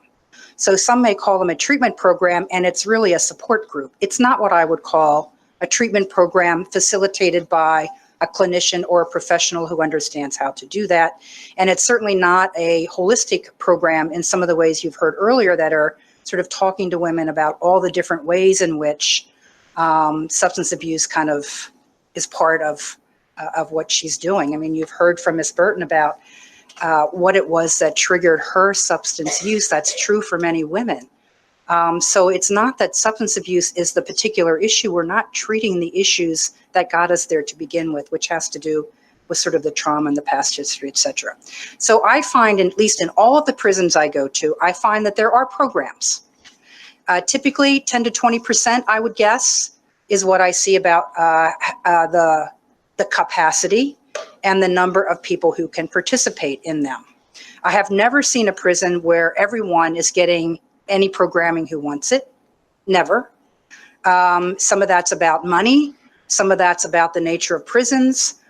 Some of that's about the capacity, as you say. So if I have a lot of women coming into a facility who are there for, say, 2 years or less, and I want to make sure they all get a program before they leave, and the program is 14 weeks long, I'm constantly churning the short-term women through that program, and the women who were there for a long time never get into it. So that's some of the dilemma. Ms. Sill, you touched on this, and actually no one has really touched on it all day. You know, pretrial diversion, community house arrest, programs in the community, keeping people in the community rather than going to prison. You said California cut its prison population in half with women. I take it without much exposure to the public safety. That is correct. And I was wondering, the money you save by not sending half of those people to prison, was California able to beef up its local programming to keep women in the community? Yes, it has been significantly. There was an initiative, it was called AB 109, and it was a proposition. And basically what the governor and the legislature did is they incentivized the locals. They changed the law to where you couldn't send a technical violator back to state prison. And as we heard earlier, women going back to state prison on violations of parole, a lot of them were technical violators. In addition to that, lower level crimes, which women were predominantly incarcerated for, they basically no longer could go to state prison. They would spend their time in local jail prison. So they would remain locally, again, where families closer to the support services, the community in which they came from. There was funding generated for that. In my county, as an example, I get $50 million a year in my county to basically provide these services and alternative programs. They also created the legislation, a Community Corrections Partnership Act, which I chair as the Chief Probation Officer. Public defender, the district attorney, the court are basically all part of this group. We also have our health services agency, and we have our public defender and our social services agencies all involved. And the whole thought behind it is, if you create the programs in the community, one, you're going to reduce the numbers going to state prison, and they were facing court-ordered caps. It wasn't like they did this because it was the right thing necessarily to do. It was really forced by the court. If they didn't reduce the population, then basically they were going to get court orders to release it. But anyways, that funding, then our community, which we're a very progressive community, our board made a commitment that 50% of that money went into CBOs to provide services for our reentry population. And for me this year, I have oversight over $24 million for our local county. And so all of those things made a difference, but it also depends upon which county. It's like justice, by geography. If you're in the Bay Area, in a very progressive county, we have got services, we've got programs, and we care about keeping you home. You're our resident, right? But if you're in the Central Valley, or if you're in parts of Southern California, Susan, you can probably attest to this, it's a much different story. So again, going back to the lack of standards, it's all driven by what the values of the community are. Thank you. Ms. Dick? Yeah, I just want to add to that. Northern California has been very progressive and smart with that dollars from that AB 109 program, where the legislators shift the responsibility to local counties for people who were doing nonviolent, non-serious, non-sexual crimes. But now in Southern California, our county jails have went to where it's triple bunks, and people can hardly walk through the areas in the local jails. So they've shifted it from the prison to the local jail, where there people are warehousing, and there's no programming, hardly at all. Nor is there any place to hang out outside. No place to hang out, bathroom, third world conditions over there, but Professor, I hate to put you on the spot like this, but Judge Boulware in Las Vegas talked to us about sentencing federal crimes and keeping women at home. And I can't remember the statutory scheme or anything like that, but I know you can deliver.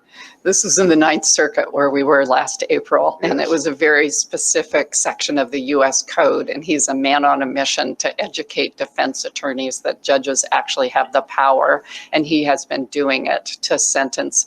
I will get you the section of the code, because I will get you the section of the code, but I don't remember it right now. But yes, he has a very firm determination to limit that population. And it has to do with U.S. Marshals right. and all that. Right, but I'll get it for you. Thank you very much. Madam Chair, it's all yours. Madam Vice Chair. Thank you very much, Madam Chair. Professor Dignam, if you will, you've told us that the level of education that those that are incarcerated have certainly affects the recidivism rate. And you highlighted the fact that the Pell Grants at one point were available for individuals in prison. And that was also my understanding, and that at its high point, more than 300 colleges and universities were going into the prison system and, providing education. But then we got tough on crime, and someone argued that it's a scam folks are going out and committing offenses to go to prison so they can get a college education. You laugh, but that's some of what was said. But what I want you to address for us is whether it's good policy and in fact should once again become the law, the availability of Pell Grants or some kind of financial assistance for those in prison. Talk to us about that. Perhaps that might be a recommendation. I would be happy to talk to you about that. I had a longer section which I took out, but I am happy to give back to you. I actually looked at this and published an essay a couple of years ago in the University of Connecticut Law Review because the statistics are really overwhelming. So first, the background, it was 1994, we were getting tough on crime, and you're right. And anecdotally, people would say, I can't justify giving a college education to these women when my staff can't educate their kids. So that was part of the tension, was that the price of an education was going up. When I was in Connecticut, administrators used to refer to it as Yale or jail. So the cost of a college education was about what it cost to incarcerate a person for a year. The difference being that kids are typically in college for 4 years and people stay at prison a lot longer. And the statistics really are very compelling about the recidivism rate. The more education you get, as I highlighted earlier, the lower it goes. So after it disappeared, there was private reaction. People like Doris Buffett and George Soros funded some efforts. Bard College now does private things. President Obama reopened the Pell Grants with a pilot program a couple of years ago. That was very promising. I will say that the First Step Act of 2018, and one of the byproducts being invited here was I got to at least look at it a little bit, but it's very long. It does include funding for job and vocational programming, $375 million.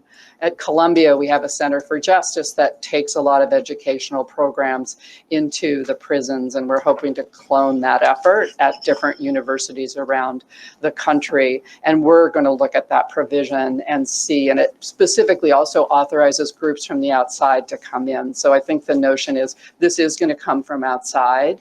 There are very innovative programs like the Inside Outside program out of Philadelphia, where professors from places like Columbia and James Forman at Yale take students from those institutions and bring them into the prison and teach a class with people on the inside and people on the outside. And it's really quite profound. Yale students have been going to Greenhaven since Attica to have a bi-monthly conversation with people inside, and many of them discuss it as one of the most transformative experiences of their college career.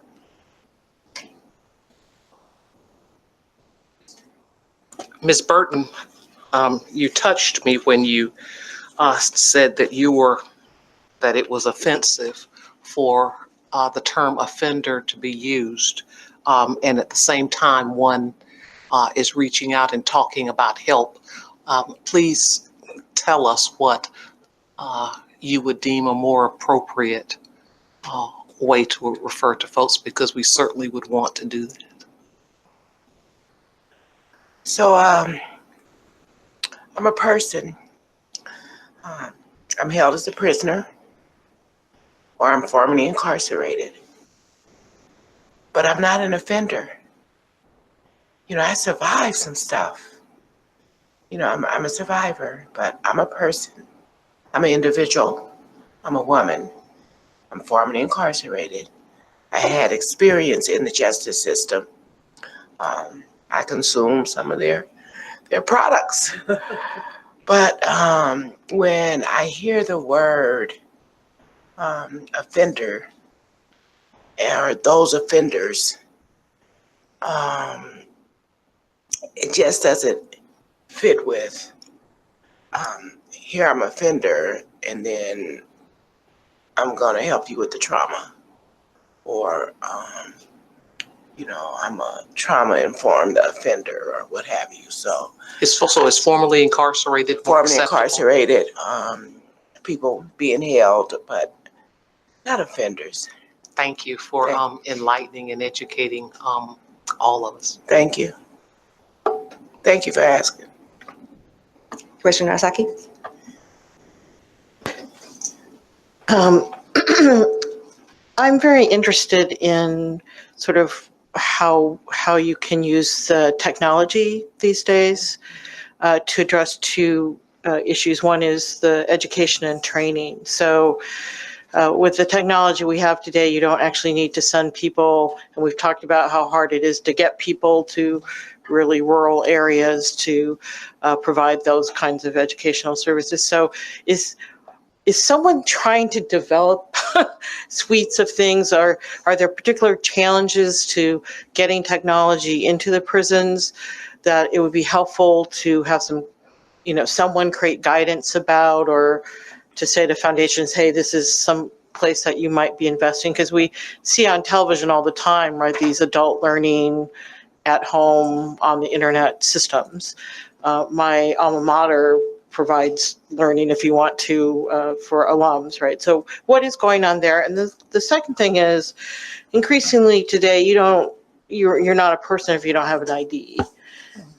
There was a story around DC where churches are spending their own time and money trying to help people who are homeless get IDs, because they either lose IDs, the IDs get swept up when their camps get deleted by the local government periodically, and then people who are not from here have to try to figure out how to get their birth certificate from somewhere else. Is there someone in the government trying to figure out, are there some standards that maybe prisons should be required to make sure you leave with an ID, or something that would more systematically address that problem? Because my experience, most of the buildings in DC you can't enter if you don't have an ID, much less do anything once you're there. So I'm just wondering if there's some systemic things that we could be recommending.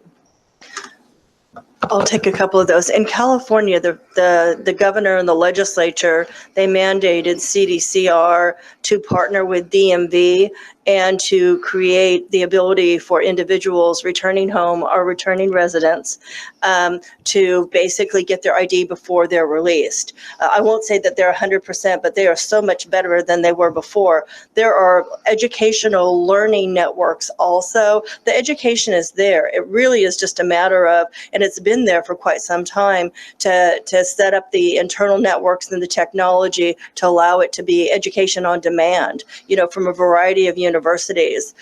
California has allowed colleges now to come back into and have our individuals in prison that participate in college programs. And it changes the violence also. It reduces the overall conditions, because if you have someone actively involved in something positive and you're creating a strength-based learning environment, basically that's going to start to break away or chip away at that punishment culture within the institution. So that's another byproduct.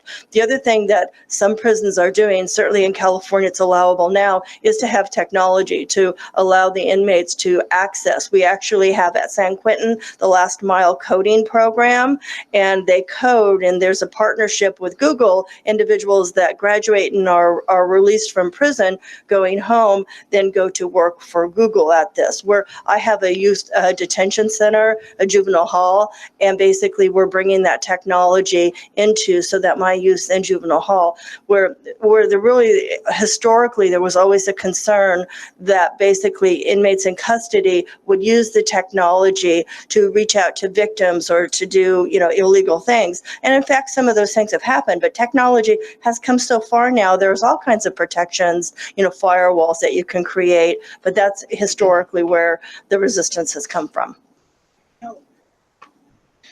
California has a form that waives the fee, that government waives the fee for ID, that government entities and nonprofits can use, and I can send that form to you for you to have a look at. But the 30% of the people that I was talking about coming back into a new way of life that do have IDs, the other people have been taken out of the system after that 10 years.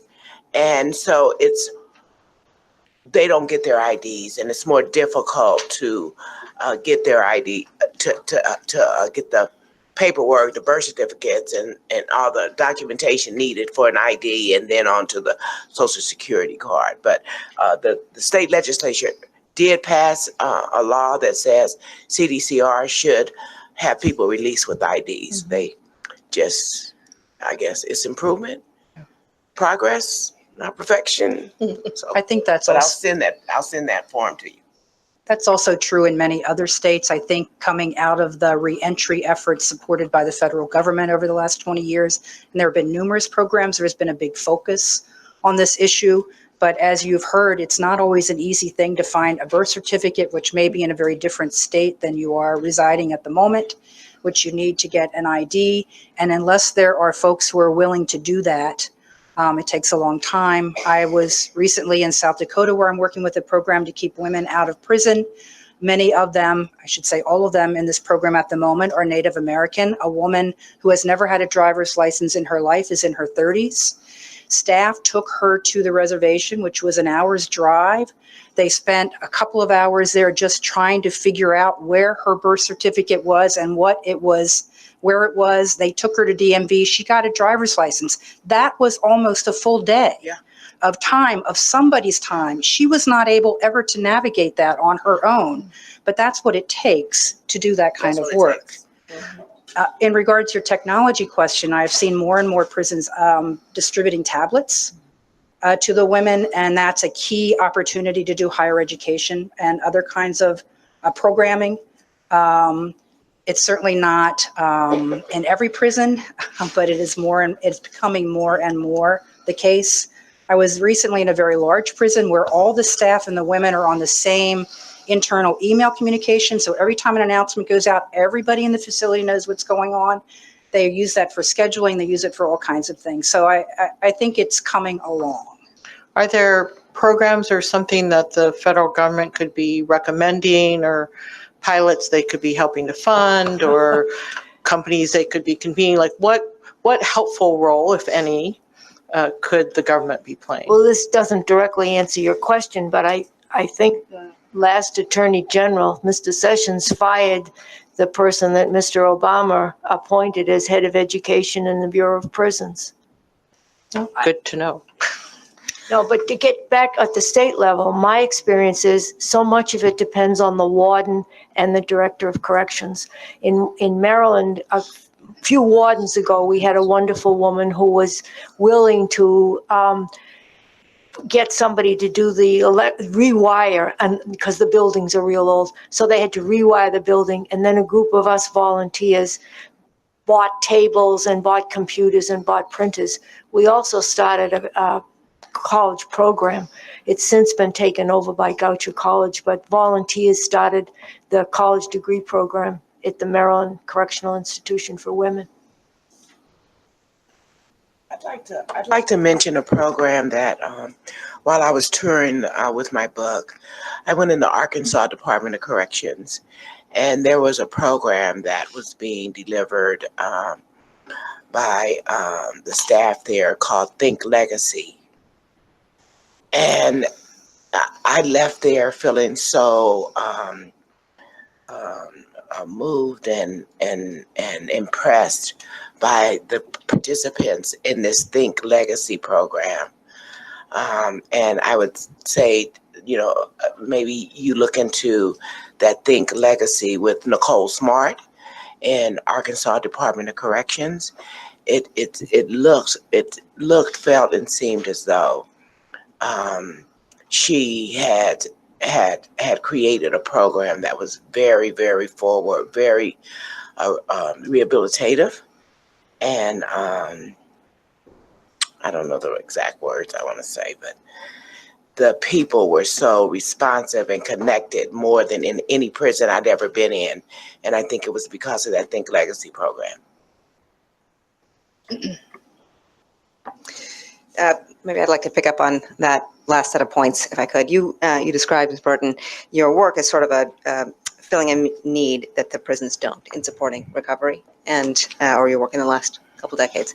And I wonder if you could share with us what are some features of success of that kind of work that perhaps we could hope the prisons could pick up before people have left. You're talking about with At a New Way of Life? Yes. Yeah, so we support people to create self-identified goals, and then we support them to reach those goals. We have upwards of 90% success with helping people to reach the goals that they have set for themselves, be it school, be it reunification, be it jobs, whatever those goals are. The other thing that we do it in the way of life is that we don't put a timeline on the amount of time that people can stay with us. We end up keeping on expanding and expanding, but we have levels of housing, from our initial reentry homes, where they're fully staffed and people are really engaged and supported, to we drive them to go get their IDs. We take them to go for benefits. We teach them how to navigate the systems. And after they've learned that, then they can go to independent housing. And in independent housing, the houses are maintained by the women that have came through the first two homes.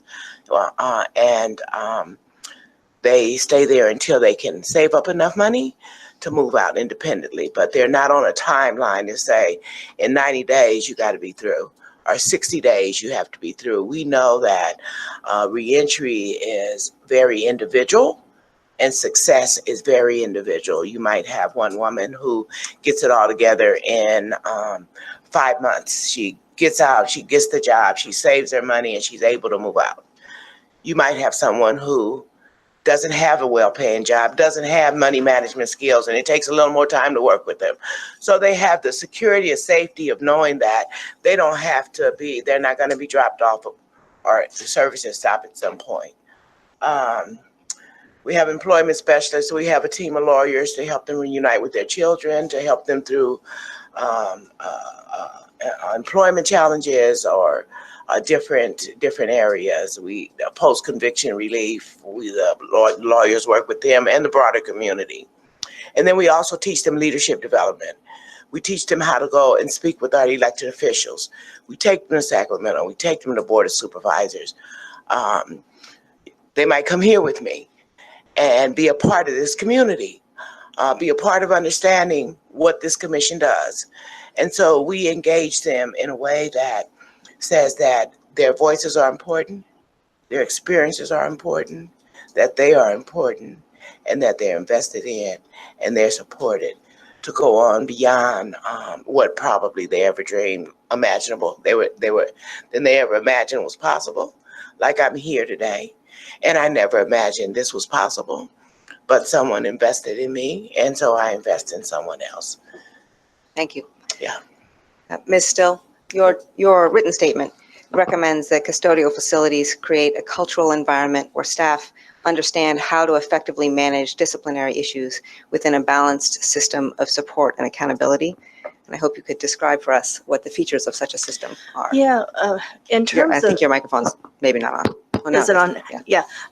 In terms of balanced system, it's recognizing that, and it was mentioned earlier, that there's a strength-based approach. So you're just not correcting behavior in a negative way, that you're encouraging positive behavior with incentives, and the incentives can be very small, but they are very meaningful.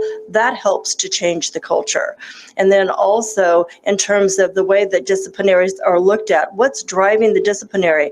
Does the woman have a mental health condition? Is there a trauma trigger that's been triggered by whatever created the rule violation? Those are all things, if you're creating a strength-based system to address disciplinaries, that you look at. And that also the officers that are the reviewing officer, rules violation, we call them hearing lieutenants in California, that they're highly trained to look and to add value and weight to all of those factors. And instead of in a punishing way, sending somebody off to solitary or taking their visits away or doing other things, that there is perhaps a resolution to it. Maybe the women participate in additional training or mental health programming or a beyond violence type of program that's going to actually correct whatever the issue is versus just punishing and taking things away. And Professor Dignam, after some decades doing this work, tell us, based on pretty halting progress, up until now. What's a basis for hope, and what are the things that you think would be necessary as second, third, and fourth steps? This is the basis for hope, is that we really have a very robust, formerly incarcerated community. I now live in New York City, which has a really vibrant community. Los Angeles has a really vibrant community. I cannot overstate how important it is to have people who've actually lived in these environments be part of the change and lead the effort to get that change, be able to articulate it, identify the priorities, and they are a remarkable source of support, of course, for each other. There are two premier reentry organizations in New York City, Fortune Society and the Osborne Society. Almost everyone who works at each institution has lived this experience. And it's from the very granular, what Ms. Burton was describing as when people come home, to physically move their boxes from one place to another. One of the wonderful parts of being here is that I reached out to a number of women who I've represented who are outside, and let me be clear, reentry is rough. It is rough, and it stays rough for many of the reasons that Ms. Burton has said, and they understand that. They've experienced that, but they are remarkably resilient. The term gender responsive has been subject to some criticism to the extent that it implies that these women are weak, or because of their history, they're excessively vulnerable. They have needs, but they are amazingly strong and amazingly resilient. Some of the things that they have been through, and then some of the contributions that they turn around and make, are really, really remarkable. So that's what I would recommend, and I think that's the hope. Thank you. Any further questions from my Commissioner Duggley? For whomever wants to take this one, I've heard a lot of things today that I think are shocking to people, even though they're probably commonplace to the experts. We've heard that people are sentenced to incarceration because it's the best opportunity for psychological care or drug treatment. We've heard that once incarcerated, people are sentenced to solitary confinement, in part because of their psychological condition, and the prison is worried that they may be a threat to themselves or somebody else. And I guess we've heard also that sometimes prison for some people seems like the best opportunity to get an educational opportunity. So we've thought about a lot about what it looks like once you're in there. We've thought about trying not to come back and what the transition looks like. But let me ask this question. What is the best example of data, whether it's economic or through some other metric, of how the investments on the front end to create life chances that don't lead to the path of involvement in the criminal system would ameliorate a lot of these things that we're talking about? Is there data, are there studies that show that front end investments in providing for the needs of our people is a better approach than what we're talking about today? There is some data, and again, the decision by Judge Gleason from the Eastern District of New York that I cited in the material collects a lot of those programs and a lot of the data. So there are now pilot programs both on the front end, pretrial diversionary programs, and on the back end in several federal district courts. I think the last count was 16. My students, for example, are now participating in something for reentry for people subject to supervised release, where we go to court every 2 weeks and people come in and they talk to a federal appellate judge about how they're doing. And he problem solves with them in real time and refers to the many lawyers who are sitting in the courtroom and says, well, they can maybe help you negotiate your tickets, or they can maybe, I'm very hopeful we can do some of this. My law students are working very hard at it, but they have similar programs on the front end. They're in Philadelphia, they're in the Eastern District of New York, they're in the District of Connecticut. This opinion pulls together a lot of those resources, and I think is a good place for you to start. I wasn't sure if you were asking a question about prevention or alternatives to incarceration. I actually was starting back further on prevention, because we may as well start it at the earliest point. right? To the extent that some of these things that are manifesting themselves Sure, are sure. grappling with It only makes sense. I'm not aware of many studies that would comprehensively say taking a prevention approach will keep people out of prison. I think we see examples of people who are raised in families of privilege who end up in prison, and we see people who are in impoverished communities who don't end up in prison. There's some part of resiliency in that I think is a big contribution. I think we have seen some programs, the kind that you described, which I would cast as alternative to incarceration kinds of programs, which are very successful. We know from the research that doing treatment in the community gets a better recidivism result than doing treatment in prison. So, I mean, we do have some research that points us in the right direction. We have lots of good research about Head Start programs. I mean, again, in these areas of prevention, I think we have great studies and research that tells us what we need to do if we are willing to do it. I would put a Head Start program on every block in every city in this country, for example, if we were interested in doing prevention in a way that would take care of people, for example. Two of the programs that we ran, alternative sentencing programs, where women with children up to 6 years of age could basically live in a program in the community that was specifically built, and a lot of attention paid to the environment, the physical plant. There was not only childcare, but a Head Start program right on site. And the recidivism rate for that program was 12% as compared to over 60%, because these women had drug issues and drug sentences. And as California revised its drug laws, the population that had access to those programs basically disappeared.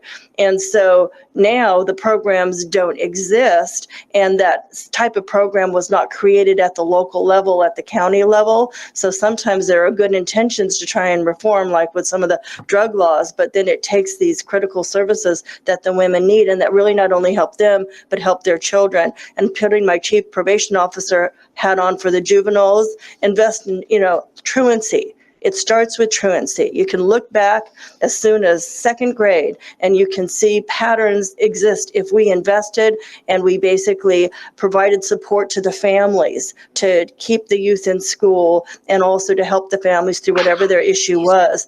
And family counseling, some financial support, wraparound services, it makes a tremendous difference. Commissioner Narasaki?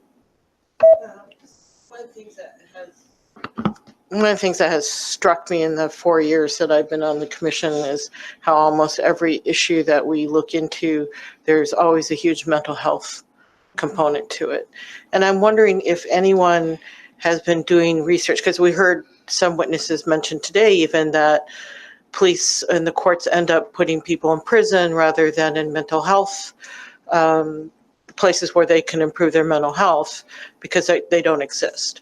And I've always thought that would be a great place for the right and left to join forces and all demand that this country actually face this issue of mental health, and what are we going to do about it? Is there anyone trying to measure that? How many people are ending up in prison who really should be in substance abuse or mental health facilities instead? Most of them. We have a lot of testimony about how many women and have mental health issues. I'm just wondering if anyone's added up the cost of, if we did this instead of this, would we have a better outcome, and would we be actually saving money and improving improving the whole community? There's a big investment going on to train law officers in crisis intervention, for example. There are a number of local communities that are establishing crisis intervention programs for the express purpose of not criminalizing mental health issues. Those programs are highly successful, as are specialty courts that deal with mental health individuals. So it's a structured way of keeping them in case management on medication should they need it, and out of the prison system. So I'm not aware of any of those programs that are failures. Most of them are highly successful, but again, it can be a costly. I can't say that community programs are cheaper than prison programs. If you do them the right way, they will probably be just as expensive, but I think in the long run, the benefits are greater. Yeah, I was talking to some police friends of mine who, a former police chief who said that they worked on these diversionary programs, but what they taught their officers what to look for, but then the officers had no place to actually Yes. take. And some hospitals will not take them. They will take them for 24 hours. They will medically certify them. They will release them. So yes, there are not very many resources. I just came back from a county jail, a county in the Midwest where there's literally not one psychologist for juveniles in the entire county for any part of the population, period. And that speaks to their ability to do anything. Corporation for Supportive Housing has been doing some national work that's diverting people from, they call them high users, into permanent supportive housing and scattered site housing in a way out of mental health, out of emergency services and jails. So Corporation for Supportive Housing, I believe, would have the data that you're looking for. With that, we are going to close our panel just on time. Thank you very much for a terrific panel again today. We will take a break, recess until 5 p.m. for the open public comment period. All participants in the open public comment period should report back at 4:45 p.m.